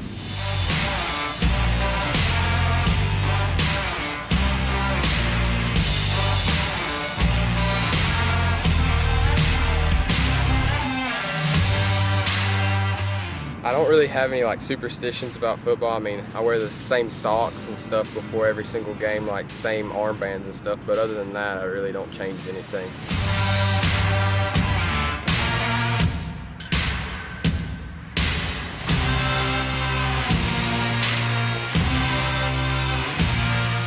My individual expectations is to do the best I can do, and last year I got all conference, so I mean, it'd be nice to get all conference again as a senior. So.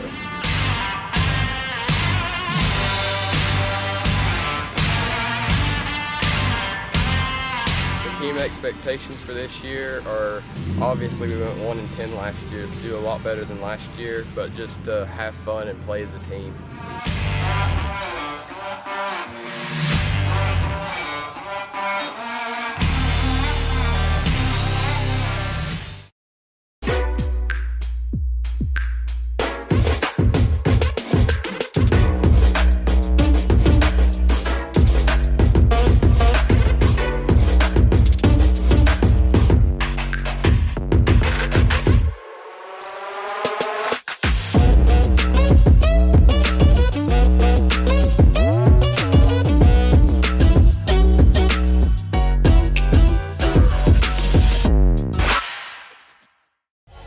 Sports Zone is your everyday low-price sporting goods supplier. We have the sports gear every athlete needs to be successful, from cleats, equipment, and protective gear to complete uniform sets.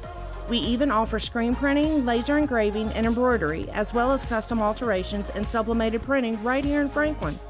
Don't race out of town to find the performance gear you need. We've lowered our prices throughout the store to give you the opportunity to shop local and score big. See you at Sports Zone. Filing your taxes should be simple, but some sites' pricing tiers are a mess. Try taxes for $25 at 1040.com. One flat rate means upfront pricing for federal and state taxes. 1040.com. Welcome back, fans. At about 2.5 minutes until the teams will come out and warm up. They'll put 3 more minutes up on the clock. George Young, Byron McClure, our fantastic backlot set of a crew with you on senior night, the final regular season night of high school football in the state of North Carolina for the spring season. Panthers up 14-0. Workmanlike first half for the Panthers. You knew that the Mustangs would be down a key cog with their quarterback being out. Jed West stepped in as a freshman, and he has done what I would have done if I was starting as a freshman, and that's hand it to their best player, Dustin Stevens. Credit the Panther defense. Byron really has contained Stevens outside of a couple of big runs, but about 10 or 15 yards. I think Coach Josh Brooks would be okay with that. Well, you got to remember, everybody in the stadium knows Dustin's going to get the football. It's like what we used to say about Jeremiah Young. And the fact that he has been able to grind out 70 yards on the ground, substantial, because there's not a whole lot going on other than Dustin Stevens for the Mustangs. And you can see there, unable to get anything going through the air. 70 rushing yards from Dustin Stevens. That is the total of their offense. Of course, you had the one interception early in the first quarter. Deep ball thrown by Jed West, picked off by Christopher McGuire. Christopher McGuire has been able to connect 1 out of 3 times. He's got 5 yards passing. But a mix of people, including Christopher, Evan Clack, Kellen Stiles, Ty Hanley, all combining for 131 yards on the ground and 136 total yards of offense for the Panthers. That one turnover was an interception by the Mustangs. I mentioned this when we came on. Both these two teams have won conference championships within the past 4 years. Smoky back in 2019 and Franklin back in 2017. The Mountain 6 Conference became the Mountain 6 in 2017. Hendersonville is your conference champion this season, as they actually played last night. If you remember the epic game that was here at the pit, Franklin gave the Hendersonville Bearcats their only loss in conference, but Hendersonville, to their credit, regrouped, ended up winning out 4-1. And with Franklin's loss last week against Pisgah, eliminated the Panthers in contention. Hendersonville able to beat Pisgah and Brevard earlier on this year, so they are your conference champion, and they'll represent the Mountain 6 Conference next Friday in the truncated playoffs, which begin just 4 rounds instead of 5 rounds here in 2021, the spring season. Got to take some glory in that one loss on the Hendersonville side, right? Absolutely. What an epic game. Yeah. We tried to end the season that night, didn't we? Well, after the game, you said we can't do any better than that, so let's just go ahead and pack it in. Moving on to the fall season. All right, fans, hang with us. We'll take a break here, and we'll come back and kick off the third quarter in just a few moments.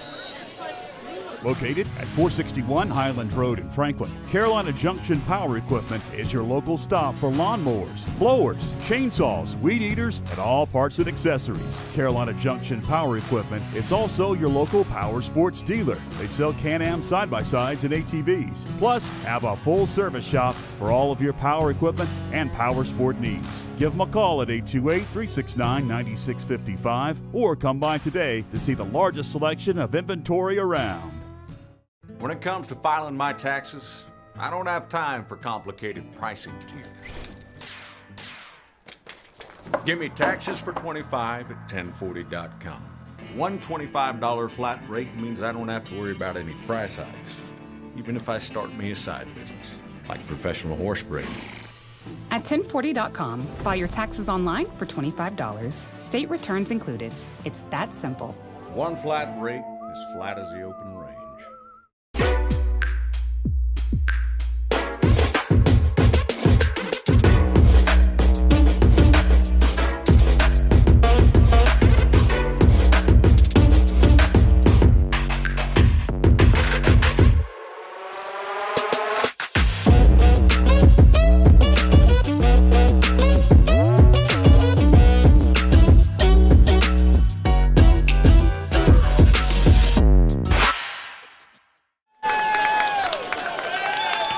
The Smoky Mountain Mustangs making their way, and that's the Franklin Panthers making their way to their respective locker rooms, or their respective benches out of the locker rooms.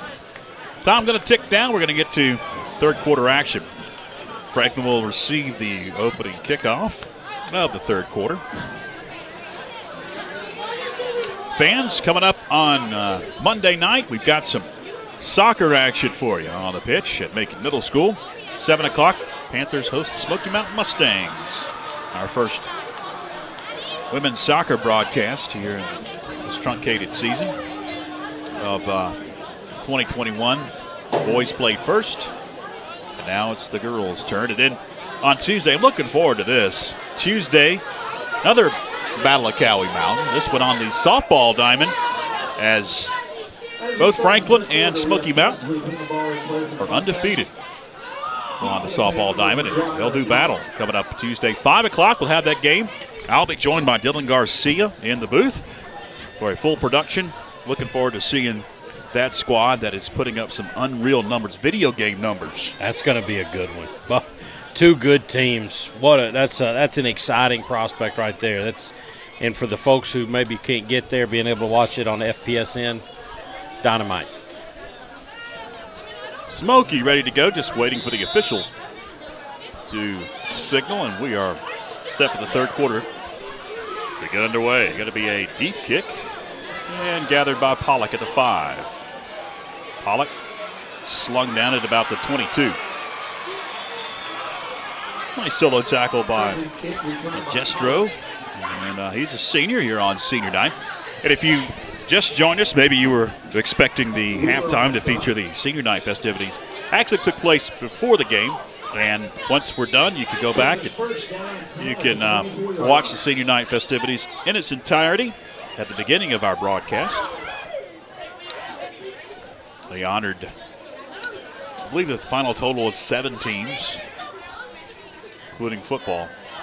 McGuire works out of the gun to begin the third quarter. Offensively for the Panthers. Klatt gets the call. Klatz to about the 30-yard line. Klatt able to gain 10 yards on first down. Nice little kick-out block there. Not sure who that was on the left side. But nice little block there to kick out the man and give Evan Klatt room to get us started here in the second half. Marking back, it's going to be a gain of 6 yards, 2nd and 4. Again, the hand goes right up the middle, and Klatt able to gain a few more to the 32. 3rd and short. 3rd and a long yard. Certainly want to buckle down and get this one going. You don't want to punt first thing coming out of the locker room. Get a little energy going, keep the clock running. See if Evan Klatt can do it. Klatt gets the call. And it looks like it's going to be enough. Yes, it will for a Panther first down. That'll move the chains.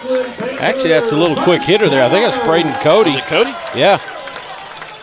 You're like me. You see the 5, and you're used to Evan Klatt running the football. But it was actually Braden Cody, the up back there, the fullback. I looked into the pile, but it's hard to see through 3 or 4 big white jerseys and red jerseys. I was able to see the 5. But well, in all honesty, I've got this big, beautiful monitor over here to my left. First down. That is Klatz. At about the 41. Klatt able to gain 6. I love it. I mean this as a compliment. Think about Evan. You never see him plant that foot on the outside, George, and cut it back, make that definitive cut. He goes out there and with such speed. He's like the Tasmanian devil. It's like he's spinning out through there, or a spinning top. So even as as he comes around the corner, he's rounding it and just running as hard as he can. And he's a tough kid. Second down. Flag comes in late as Klatt is slung down at the 45. He's still going to be a couple of yards shy. Check the marker. It was in the backfield. Holding. Offense. 10-yard penalty. Repeat, second down. See if we can get a glimpse here of what exactly went on. Yeah. Follow. Follow with the takedown. Follow with the takedown. I would get your money's worth if you can do it, right? I've been watching him and Lawson White go at it now for a couple of quarters, so. That'll push it back to the 32-yard line. It'll be first down. Check that, second down after the penalty. And 15. Panthers have to get up to just on the other side of the 46 for a first down.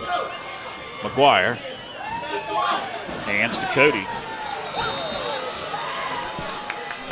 Braden Cody is slung down, no gain. Third down and long now. Chris Wilburn from the linebacker spot just stuck his nose in there and blew that play up. We'll see what Coach Josh Brooks draws up offensively on third down and 15.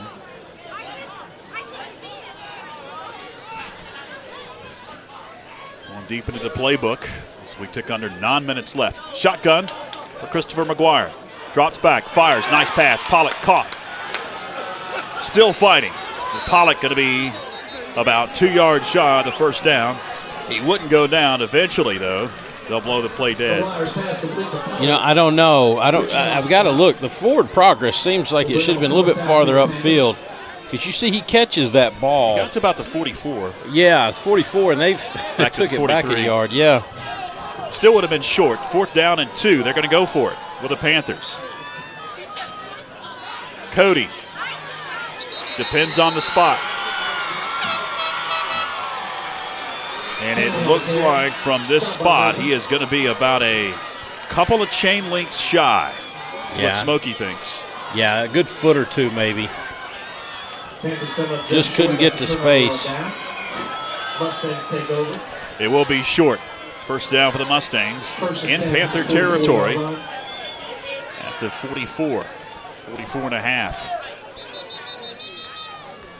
That was a big stop for Smoky Mountain, of course. We have an injured Mustang on the far side. They blow the play dead. That's Brett Richmond. Going to be helped off.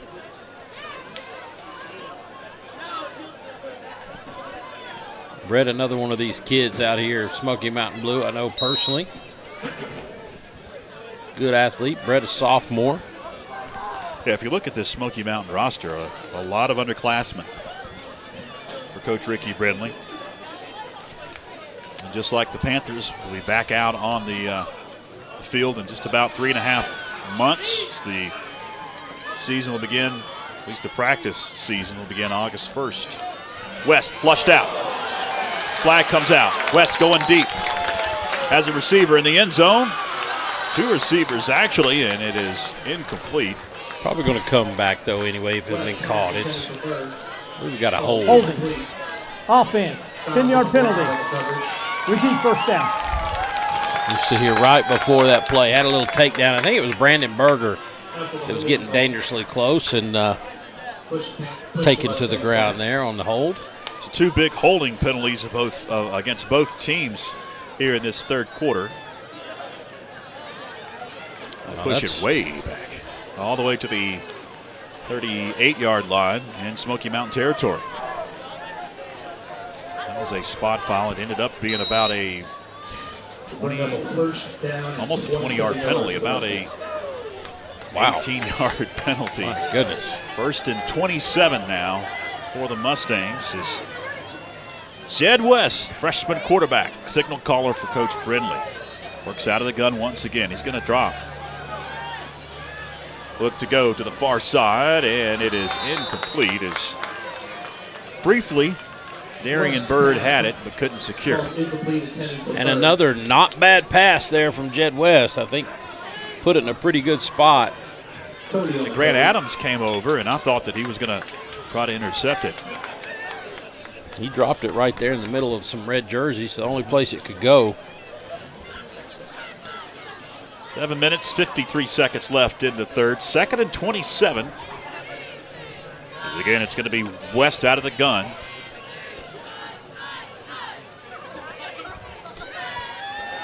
And a fire one over the middle, and it's intercepted. It's Grant Adams picking it off at the 50. Adams, 30. And shot down out of bounds at the 25. The Panthers have great field position after the interception by Grant Adams. Cooper Sanders able to track him down and knock him out of bounds. 2nd turnover of the night for the Mustangs. Ricky Brindley decides he's going to put the football in the air here in the second half. Jed West, not his best throw, as you saw it come out of his hand, a little wobbly. And again, Grant Adams had a front row seat. He watched it coming in like a wounded duck. And nice little return there by Grant.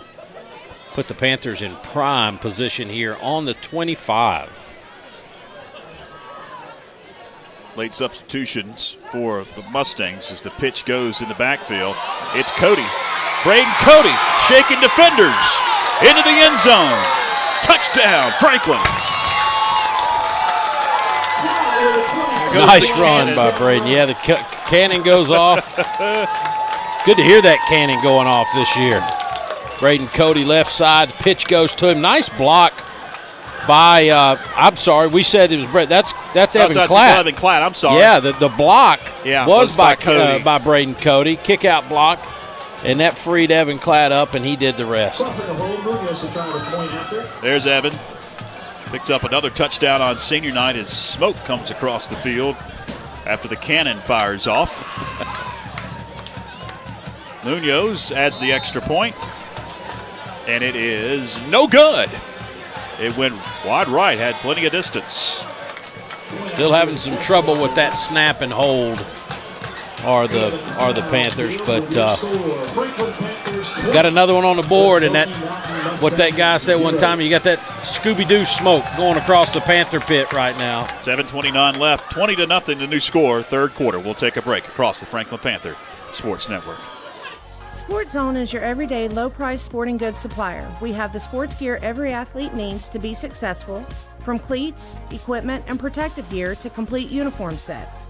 We even offer screen printing, laser engraving, and embroidery, as well as custom alterations and sublimated printing right here in Franklin. Don't race out of town to find the performance gear you need. We've lowered our prices throughout the store to give you the opportunity to shop local and score big. See you at Sports Zone.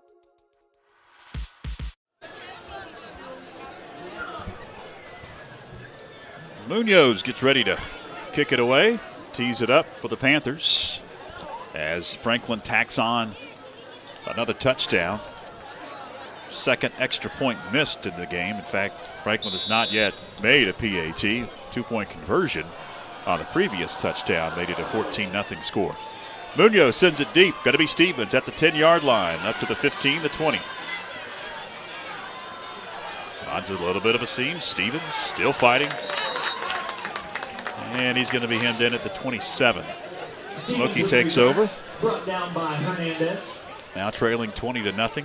2 turnovers for the Mustangs so far in the game, and that was a big one.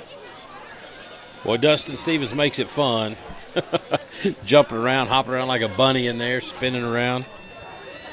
Munoz this time forgot and did exactly what we said don't do. Don't kick it to Dustin Don't kick Stevens. it deep, yeah. Right.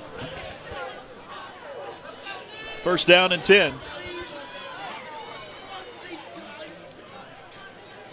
And to Stevens. Stevens hurdles a guy at the 30 up to about the 33. Yeah, he did. That's not the first time he's jumped over a kid or two tonight. He's just tough out there in the open field. If you can keep him in between the tackles, you feel safe. But when he gets outside those hash marks, George, that's when you get a little nervous. Tick under 7 minutes left. Second down and 4 coming up here in the third quarter for the Mustangs. And to Stevens once again. Nice job by that Smoky Mountain offensive line as they make way for Stevens to pick up the first down to about the 38-yard line. We'll stop the clock briefly. 6:36 left on this final night of high school football in the spring for both teams.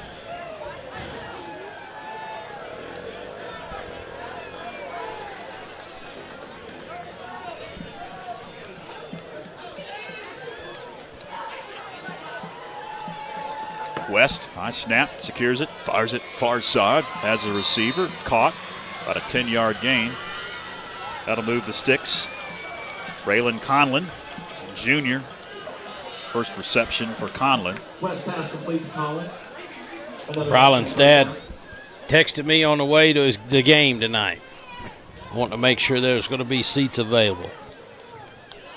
I told him nobody came to games anymore. They stayed home to listen to me and you, George. It's a decent crowd here. It's really nice is a weather. Good crowd, yeah. I think there's more folks here than were a week ago, but it was Arctic last Friday night. Yes, it was. Tonight it's in the 60s. Perfect weather.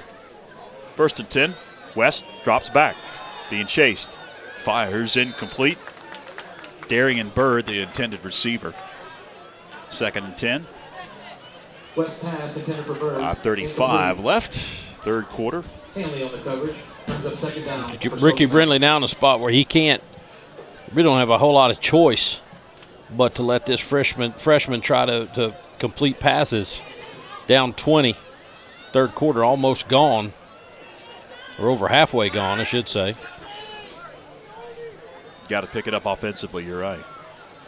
Fakes the handoff, does West. Going to take off, got some wheels. West dives to about the 43. He's about 2 yards shy of the line to gain. Third and short. Cameron Cody, when he's not making a tackle, he was willing to show the side judge exactly where Jed was down on that play. You see here comes West, comes out the left side, chased by Hanley, who trips him up. Watch Cameron Cody, right there. That's where he's at, right there. Helping out the official. Third down in the yard. We've got whistles, and it looks like Franklin wants to talk it over defensively. I'm out. Franklin. First charge time of the half. 5:01 left. Here in the third, we'll take a timeout as well. Hang with us on YouTube Live and Facebook Live. This is the Franklin Panther Sports Network. Planning a kitchen or bathroom remodel? The first call you need to make is to Anders Custom Woodworking. Tim Anders specializes in custom cabinetry and granite countertops for kitchens, bathrooms, offices, and entertainment centers. From the large kitchens to the smallest bathrooms, Anders Custom Woodworking will make sure your specific needs are met. Give Tim Anders a call at 828-342-4222 for a free estimate today.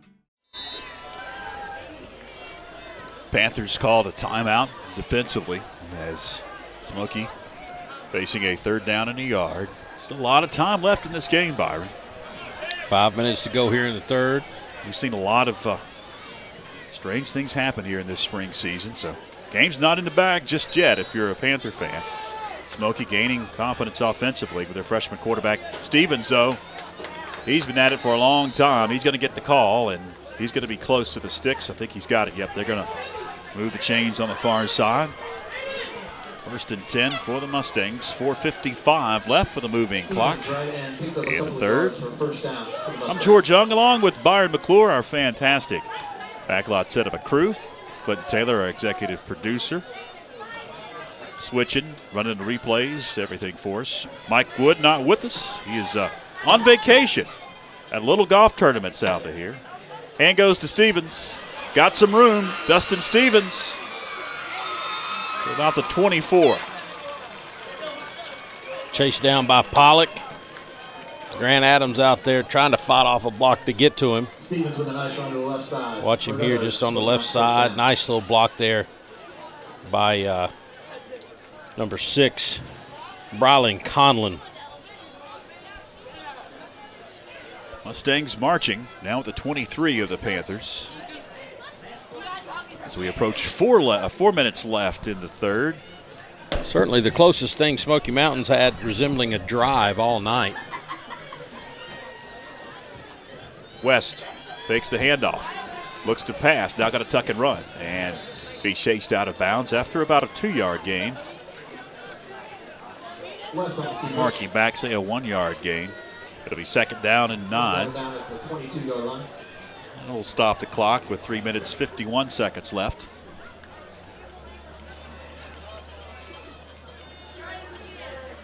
Perhaps a few adjustments by the Mustangs as well. Panthers in that first half spent a lot of time in the backfield, flushing Jet out of the pocket.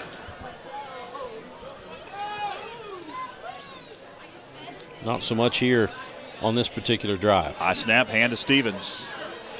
Stevens spins out of a defender's hand. Still moving. Stevens close to the sticks. I think he's going to be a couple of inches shy. They may, they're going to say it's a first down. Spectacular run, no doubt about it, by Dustin Stevens. He took it into the thick of things. I think spun off that first tackler and gave himself a second chance to get the yardage his team needs.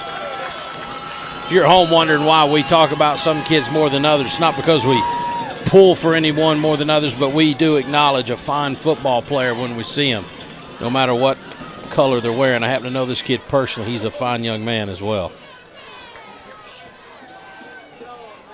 Hand goes to Stevens. In the backfield, going to be slung down. No, sir. Gavin Autry says, you're not going anywhere. I've had enough of you, 14, is what he says. And here's the replay. He's going to like win a this rag battle. doll here. Yeah. Well, he said, I've had enough. And I tell you, when you play a kid like Dustin Stevens, as good as he is athletic, he's like a cat, always lands on his feet. Watch Gavin. He slung him. Any other kid would be down. Gavin said, I'm just going to sit here and watch and make sure that you are, in fact, down. You're not going to spin and somehow keep your balance. 2nd down. West fires as a receiver. Caught, tiptoeing, out of bounds, inside the 5. Raylan Conlon will set it up 1st and goal for the Mustangs. Nice little pitch and catch there between Jed West and Brylan Conlon. Watch this right here. He looks off. That's a nice move from the freshman, actually, looking off any kind of help over there on that side of the field and throwing it back, knowing Brylan's going to be there, put it on the spot, and they're in a chance to finally put some points on the board. Panther defense got to stiffen up right here.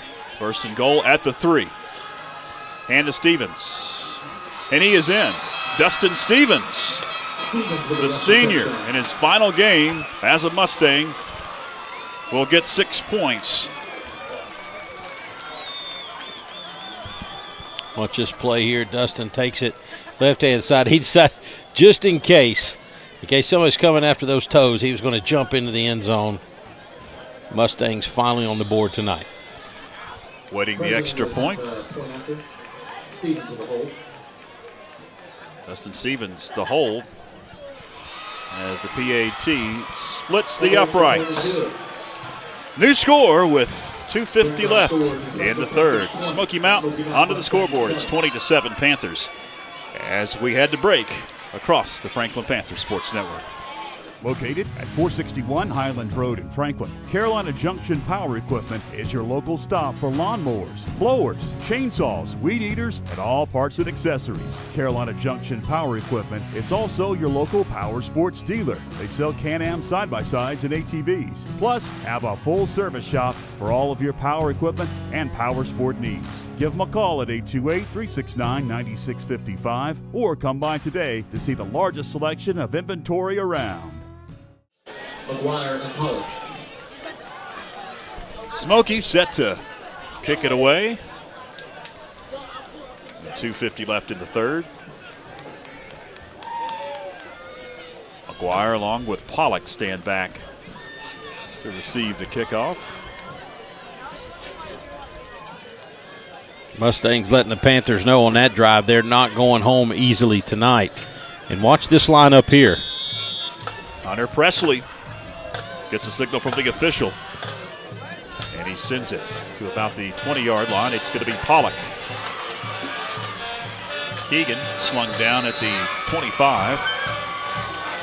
Panthers take over right there. And talked about it in the break. Panthers offensively got a little stagnant here. And with that score by Smoky Mountain, it's still really anybody's ball game.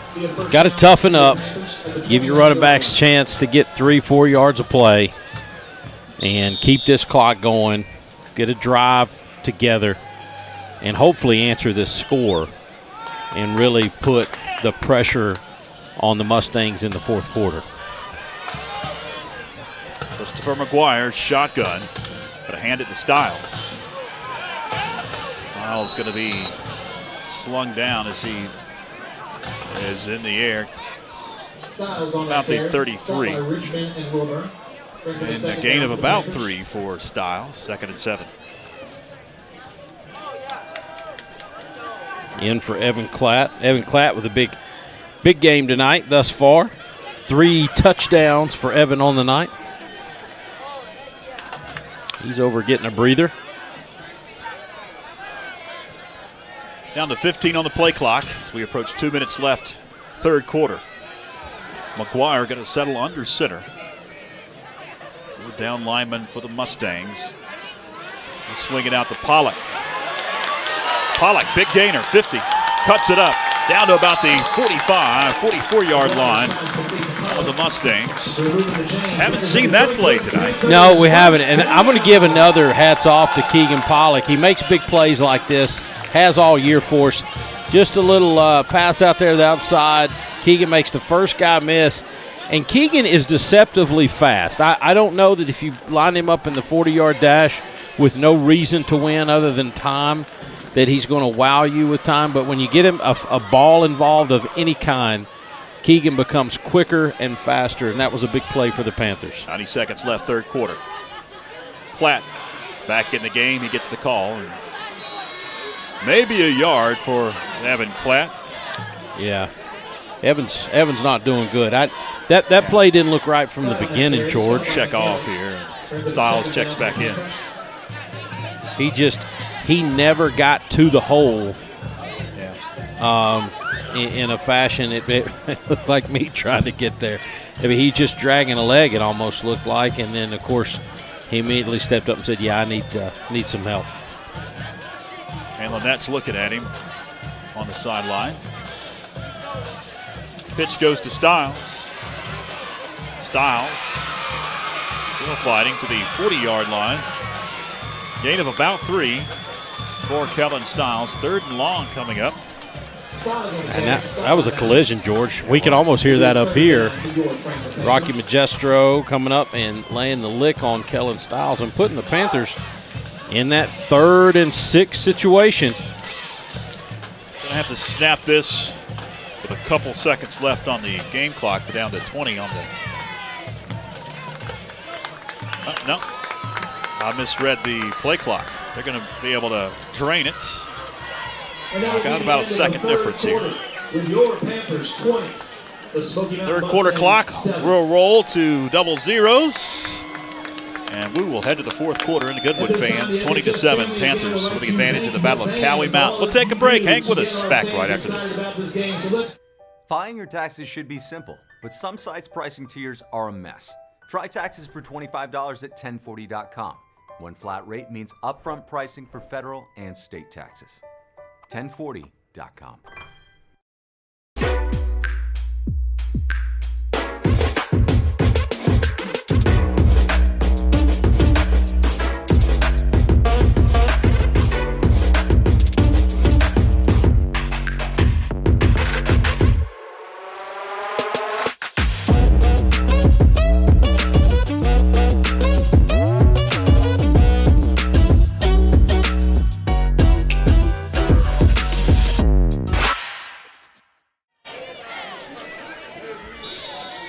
Fourth quarter, just just about set to begin. Panthers facing a 3rd and 7. McGuire drops, fires, has a receiver. And it is incomplete. Pollock was there, but he could not secure it. Pollock had it. Can't tell when the contact came and if that's what caused the drop.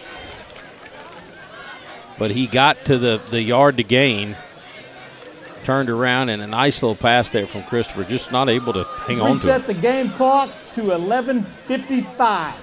11:55. Clock never started, still at 12. And they reset it.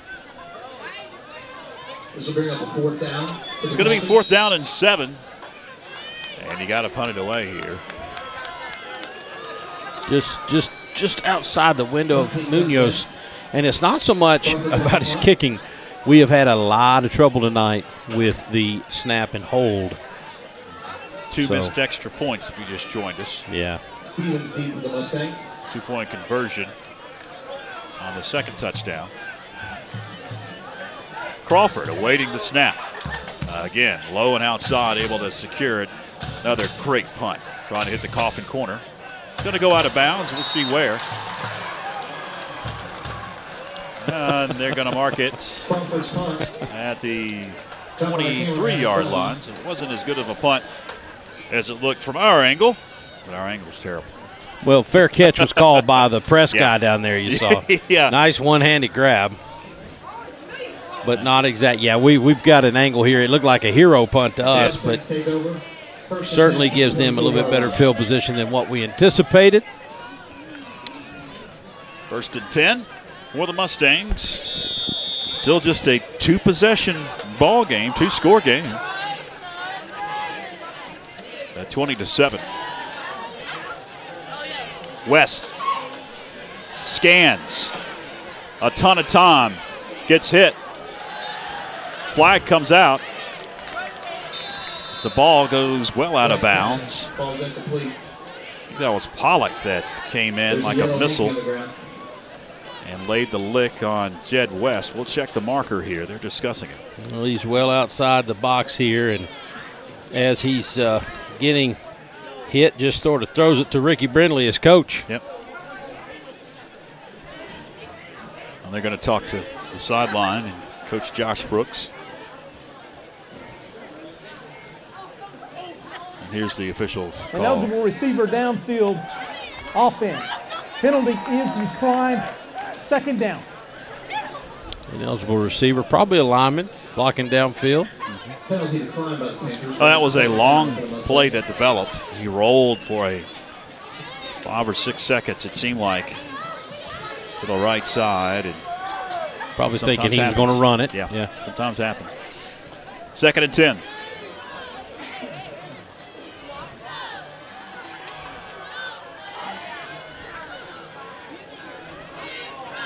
And to Stevens.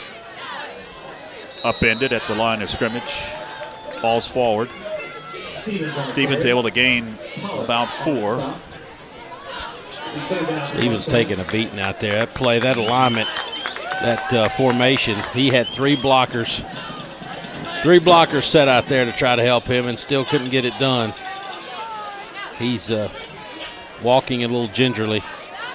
3rd and 7 for the Mustangs. So we tick towards 11 minutes left.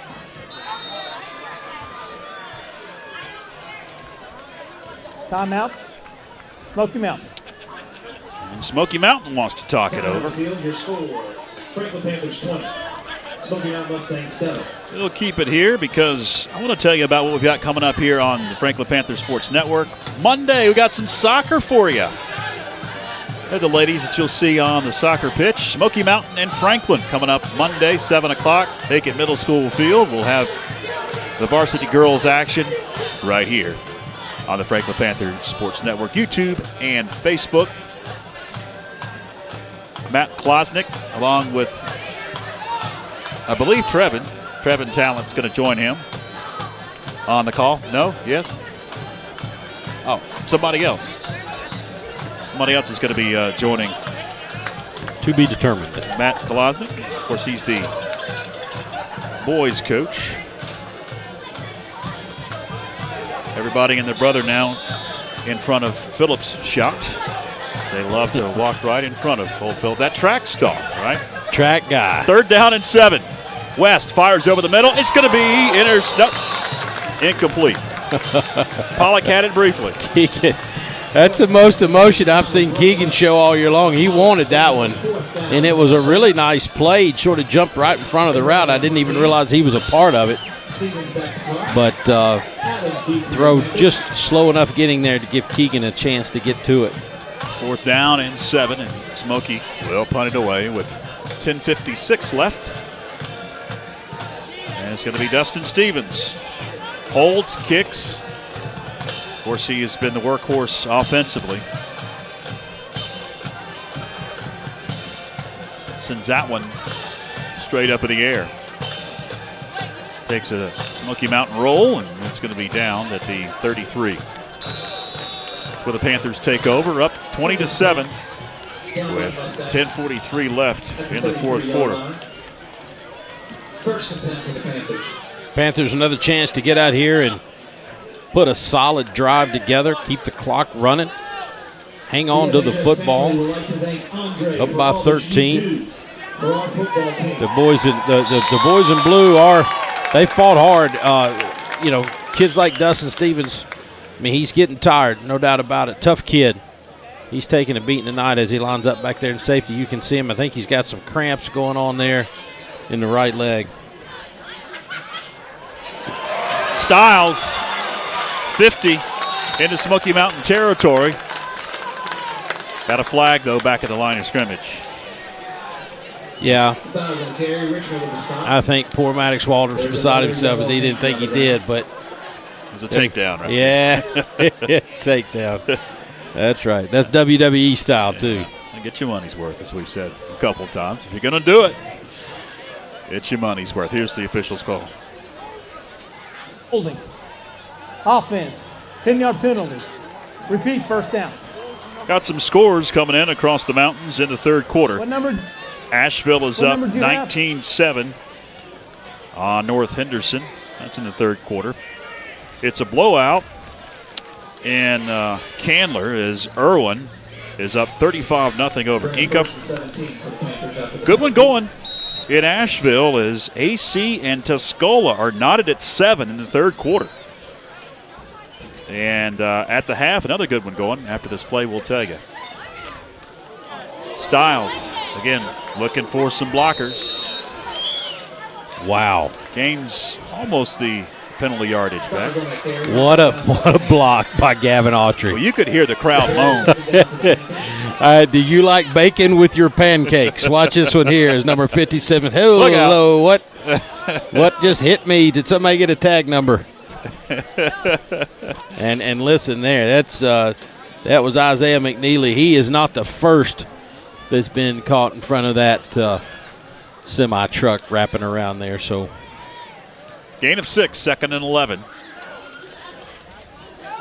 And the Styles once again waiting for his blockers to get out in front. Gets a couple. At the half, Hayesville and Swain are knotted at 20 apiece. 2nd quarter, North Buncombe up on West Henderson. West Henderson coming back into the conference next year. 14-0. North Buncombe on top of West. And Robbinsville, the big one for the Smoky Mountain Conference Championship.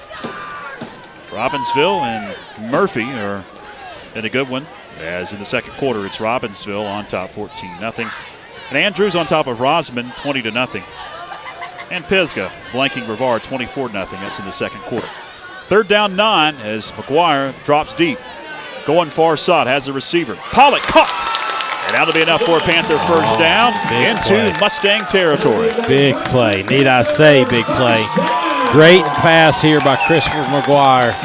And finding what has really been a playmaker for us. Look at there. To his strong side, too, which helps Christopher a lot. He's left-handed. Nice little catch there by Keegan Pollock. Got to say, our 2 junior receiver defensive backs there, Grant Adams, Keegan Pollock, they've had a great season. They really have, yeah.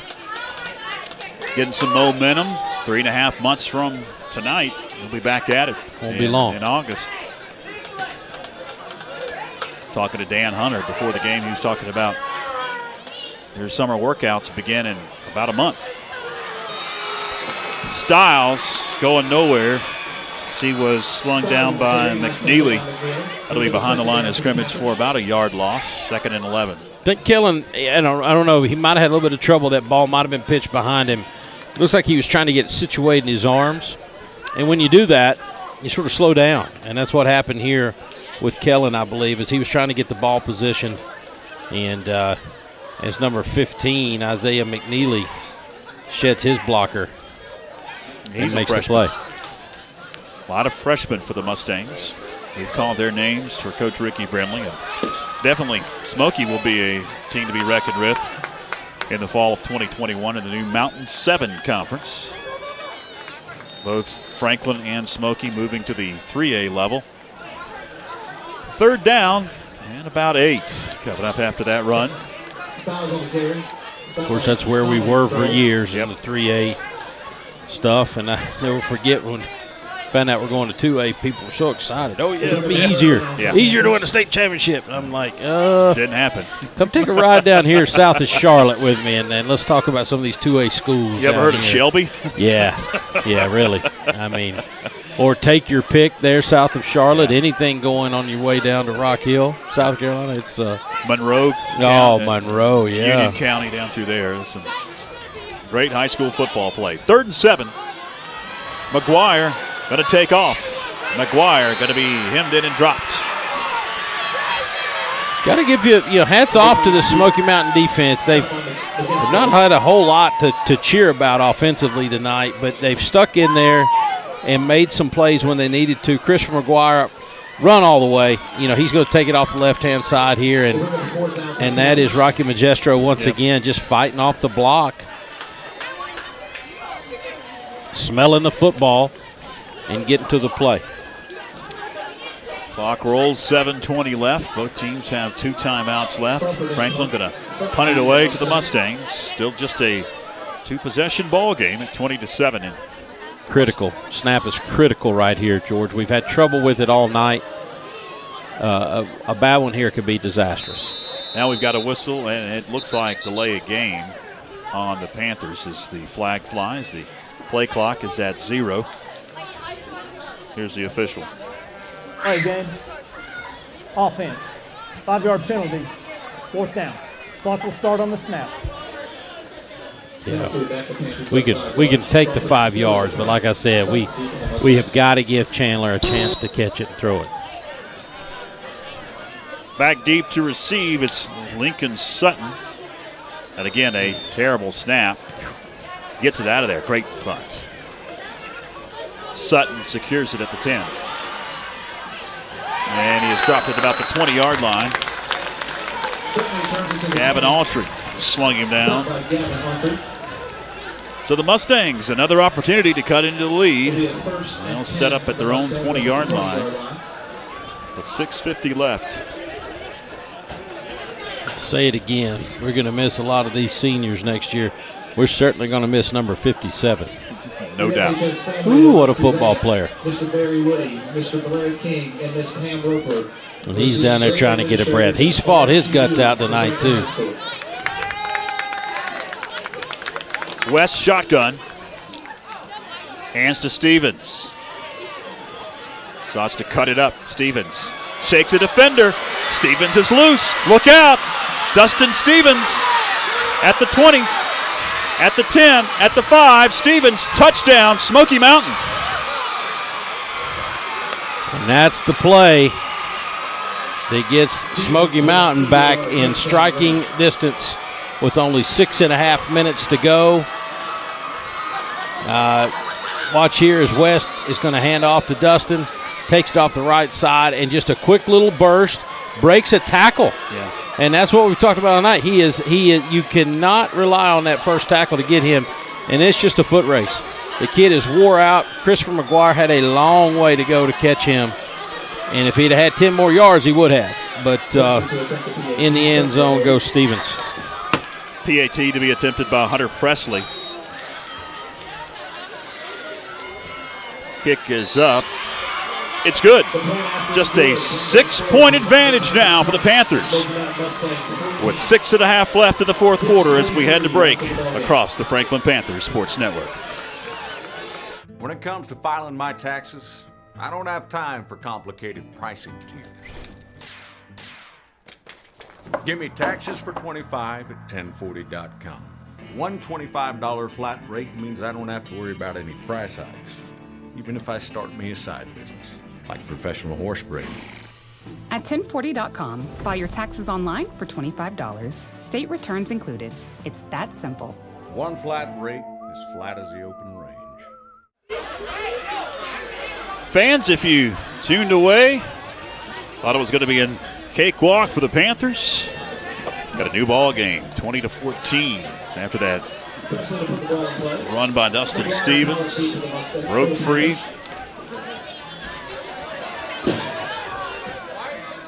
Mustangs will kick it away as Presley has teed it up.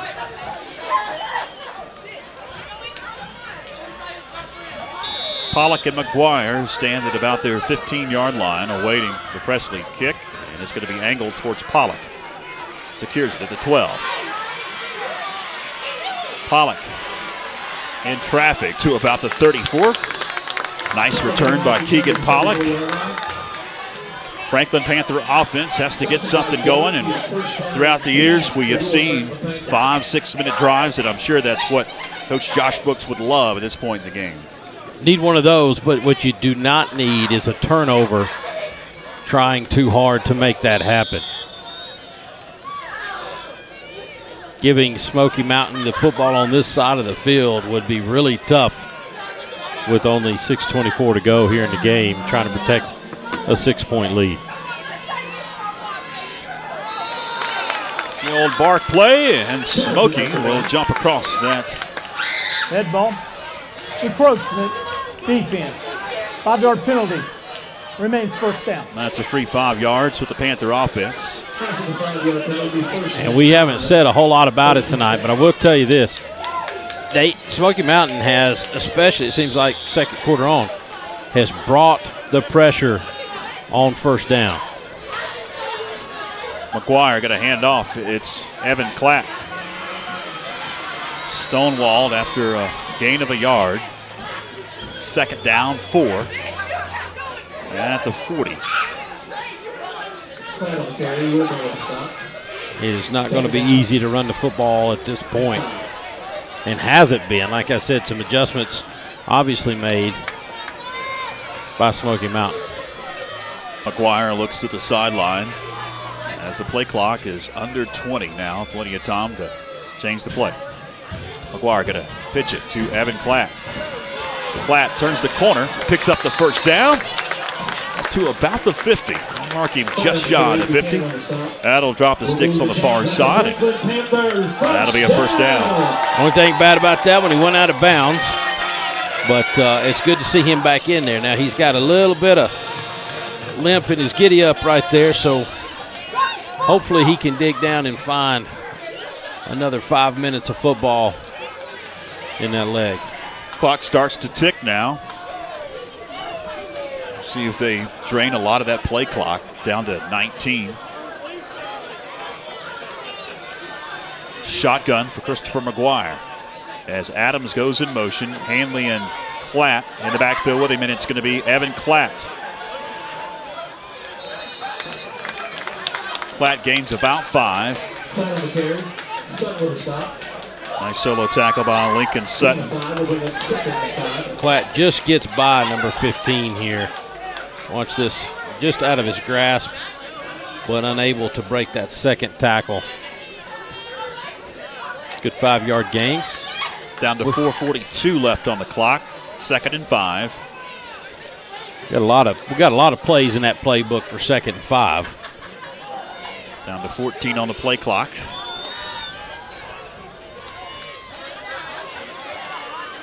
As again, Adams goes in motion. Hand to Klatt.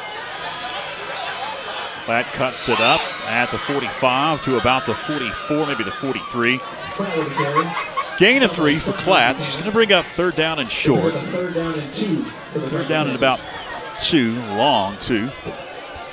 as we'll take under 4 minutes left. Smoky has 2 timeouts, so do the Panthers. I don't know if I can handle the pressure of a big 4th down play, George. We got to get this.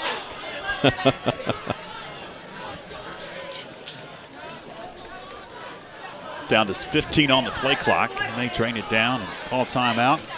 Down to 10 seconds on that play clock as the Panthers approach the line of scrimmage. Hand to Klatt. Klatt picks up the first down. Klatt straight ahead for another Franklin Panthers first down. Nice little handoff here to the left side. Good hole. Philo Sequoia holding his block, pinning his man down and allowing that play to happen.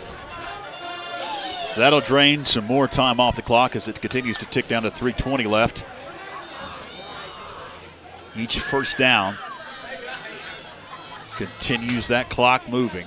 That's what Coach Josh Brooks wants, and we're under 19 on that play clock. I know we got yet to head to the line of scrimmage.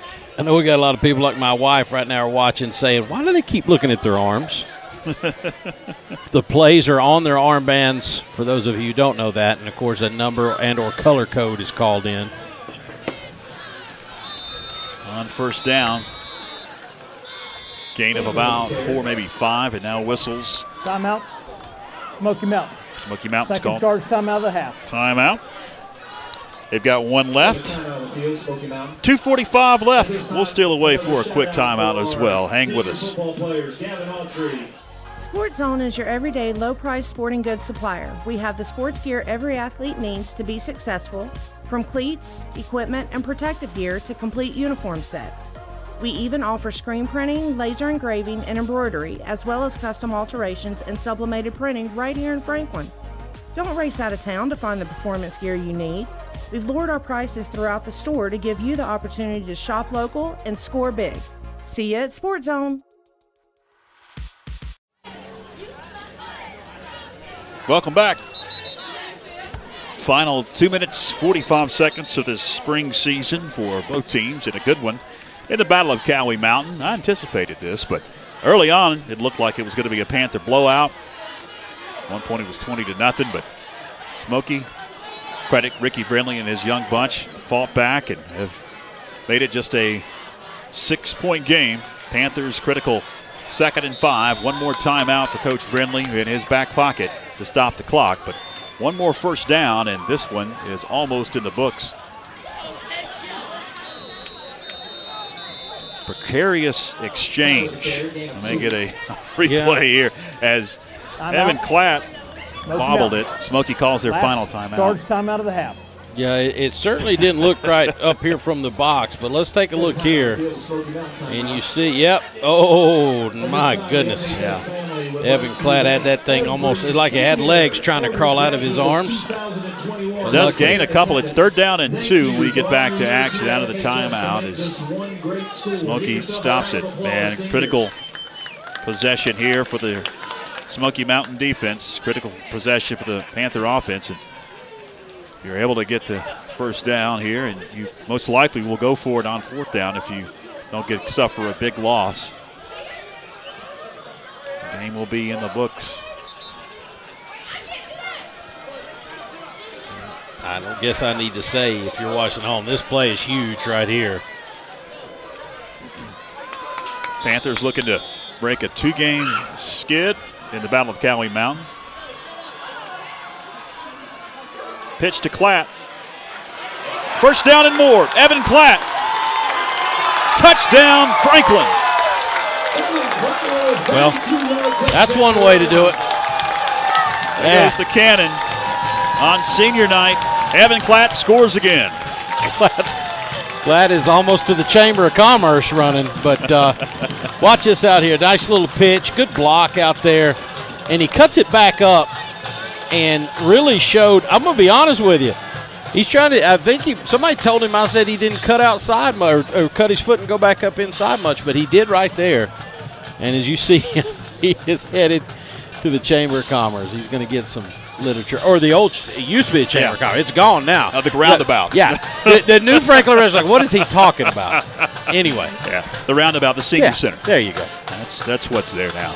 Panthers are going to attempt a 2-point conversion after the 2 PATs. We do have a late flag at the line of scrimmage. 2 PATs so far have been missed. Bad snaps on both of them. Here's the official. The touchdown is good. After the play, unsportsmanlike conduct against the offense. That penalty will be assessed on the kickoff. We had an unsportsmanlike. Don't know if it was on Klatt or not, but at least he had some fun out there on senior night. 2.5 left. 2-point conversion to make it a 28-14 ball game, to make it a 2-possession game.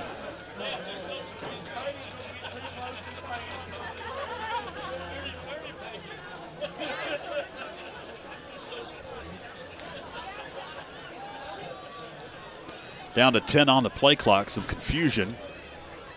May have to burn a timeout for the Panthers. Now they'll rush to the line of scrimmage, and there's the whistle. And timeout. Looks like Franklin. Second charge timeout of the house. Coach Brooks wisely will settle things down to try to execute a 2-point conversion. Already were able to earlier in the first half to make it a 14-0 Panther advantage. I want to give a quick shout out, George. I got my buddy, big Panther fan, Frank Hunter. Frank listened in tonight from home. Frank has battled a lot of illness here in the past few months, and but he never fails to tune in for his Franklin Panthers. So, Frank, glad you're watching FPSN tonight.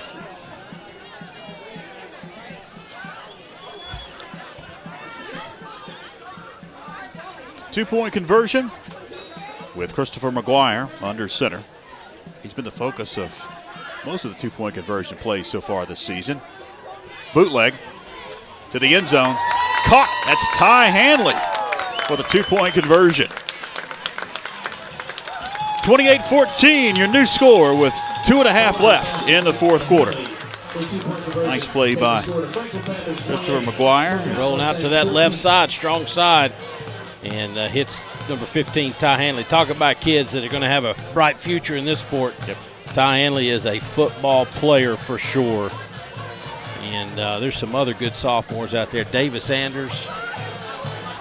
There's some kids that can play coming up in our program. We talk about Smoky Mtn have some younger kids. We've got some too. And you'll have your quarterback returning. Quarterback returning. Fall 2021 campaign. A number of receivers returning.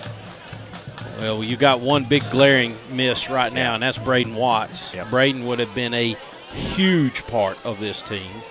Little baby Braden, he's about the youngest sophomore in high school. But his ACL injury during a basketball game, which anytime his daddy says that makes him cry a little bit, as I'm, of course, I'm joking, but, you know, of all ironies, a big kid like that tears an ACL during a basketball game.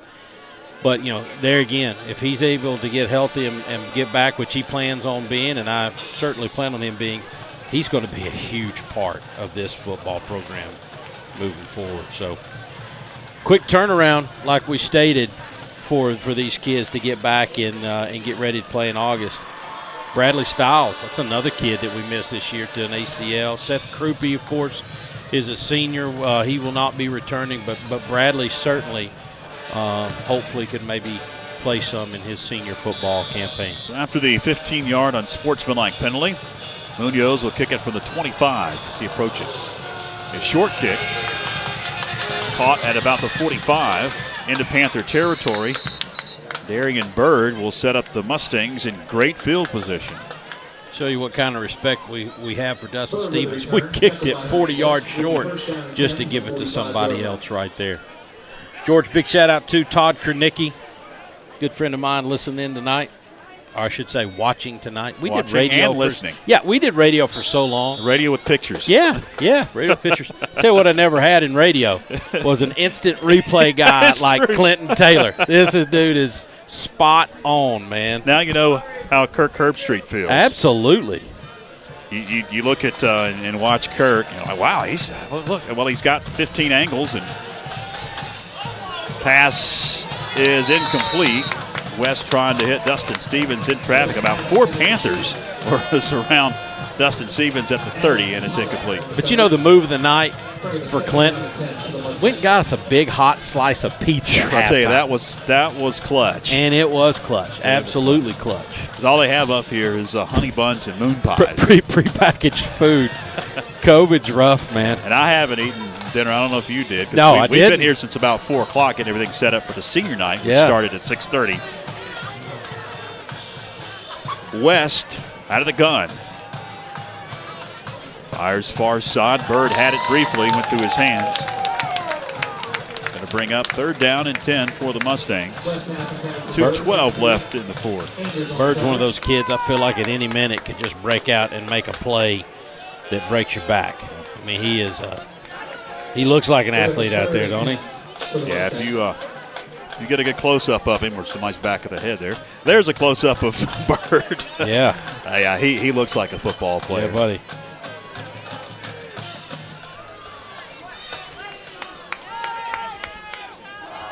Stevens goes in motion as West looks to the sideline. 5 on the play clock. Just gets it off. West fires. Stevens caught 40. And hog-tied and thrown to the turf. Davis Sanders just holding on for dear life and slung him down after about an 8-yard gain, 4th down. Davis pretty much saying, I've seen this guy bounce around, his feet, knees never hit the ground. I'm going to take his head down to the ground.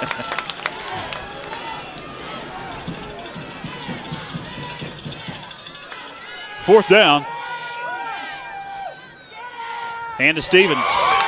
Oh, my goodness. Flag does fly before the snap. The bench thinks that it's a turnover on downs. There is a marker on the far side. Well, watch this. Let's see. That left knee got really close. Really close. Field. Watch this that here. Penalty is declined. Once again. Oh, First super down. slow. Yep, I think it got it. I think they got the right call. The penalty was declined. It was on Smoky Mountain, so it doesn't matter. Yeah, right there. Look at that. Clinton Taylor. Look at Man, that. what work by Clinton Taylor. And this camera crew we got. Yeah. So it's Panther football with 1:37 left, up 28-14. Just got to take a couple of snaps, and this one's in the books. Franklin will break a 2-game losing streak to the Smoky Mountain Mustangs and regain bragging rights for a few months here in 2021. As McGuire will just take a knee. McGuire takes a knee. Bring up 2nd down for the Panthers. And all these seniors for both teams will take their final snaps and for most their final football action at a competitive level.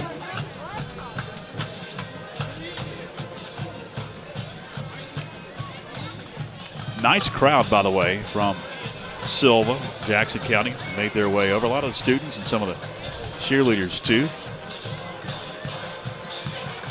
Some good kids on that side over there, especially some seniors that will be playing for their last time. Lawson White, Dustin Stevens. What a career that Dustin Stevens has had. Yeah, absolutely. Daniel Melton, Sean Christensen,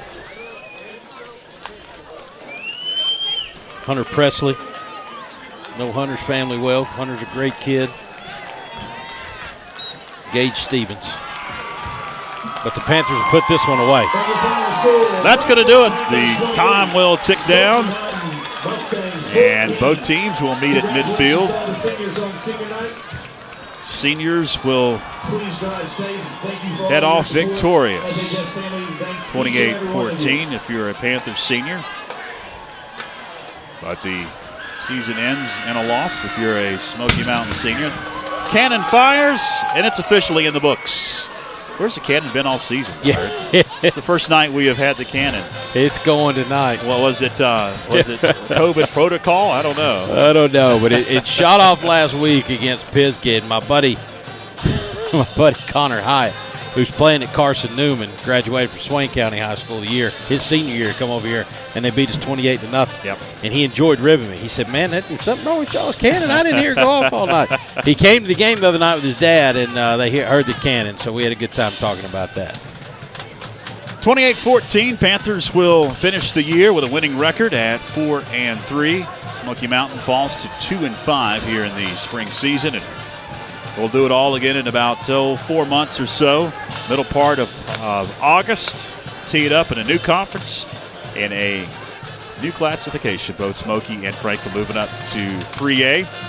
And officially, I don't think they've named the conference, but I've been told it's going to be the Mountain 7 conference. Okay. Smoky Mountain, Franklin, Pisgah, Tuscola back in there, which is a good thing for everybody involved, including Tuscola, a natural rival for Smoky, Franklin, West, East, and North Henderson back in the conference.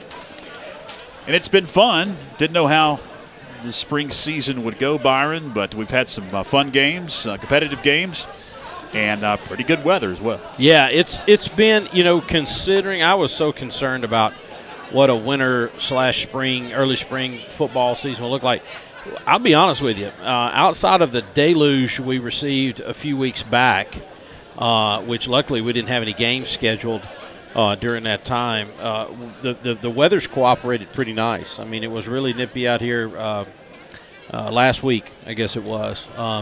But for the most part, it's been as playable, more playable than I thought it would be. Let's put it that way. And hats off, if I may, to everybody, the players, the coaches, the athletic staff, for being flexible enough to make this happen for these kids. Whether you thought we should have played in the fall or not, the state didn't let us. Yep. And so we had to change direction. And all of these coaches and all of these athletes, in my opinion, have done a tremendous job of meshing all of their different interests and sports together to share athletes and share time and make the Franklin Panthers competitive here in the post-COVID world. So hats off to all those people. Well said, Byron, and I want to thank all of our fantastic Backlot Cinema crew. Christine Trencina, along with Philip Angel and Jasper Budge, running cameras tonight. Clinton Taylor, our executive producer. For Mike Wood, who was not with us tonight, but previous 2 games we did here of the 3 in the spring. Fantastic job. We'll be back at it, if all goes well, in about 3.5, 4 months. Maybe even head on the road if we get enough sponsors. If you would like to sponsor Panther football in 2021, the fall season, get in touch with us. And if we get enough folks to sponsor, we could have some road games as well and head on the road to follow the Panthers wherever they may be. I don't believe the fall schedules come out just yet. They're still working on it. I don't think so. But we have not been able to get a hold of that, but we'll see where the Panthers head in the fall of 2021. Great shot by Jasper on the field there with Great Coach job. Josh Brooks talking to his seniors and his players to end the year. All right, that's pretty much going to do it for all involved. For Byron McClure, I'm George Young. Till next time, so long, everybody. We're coming for everyone this year. Hi, everybody, and welcome in to another night of Franklin Panthers football. Yes, complete.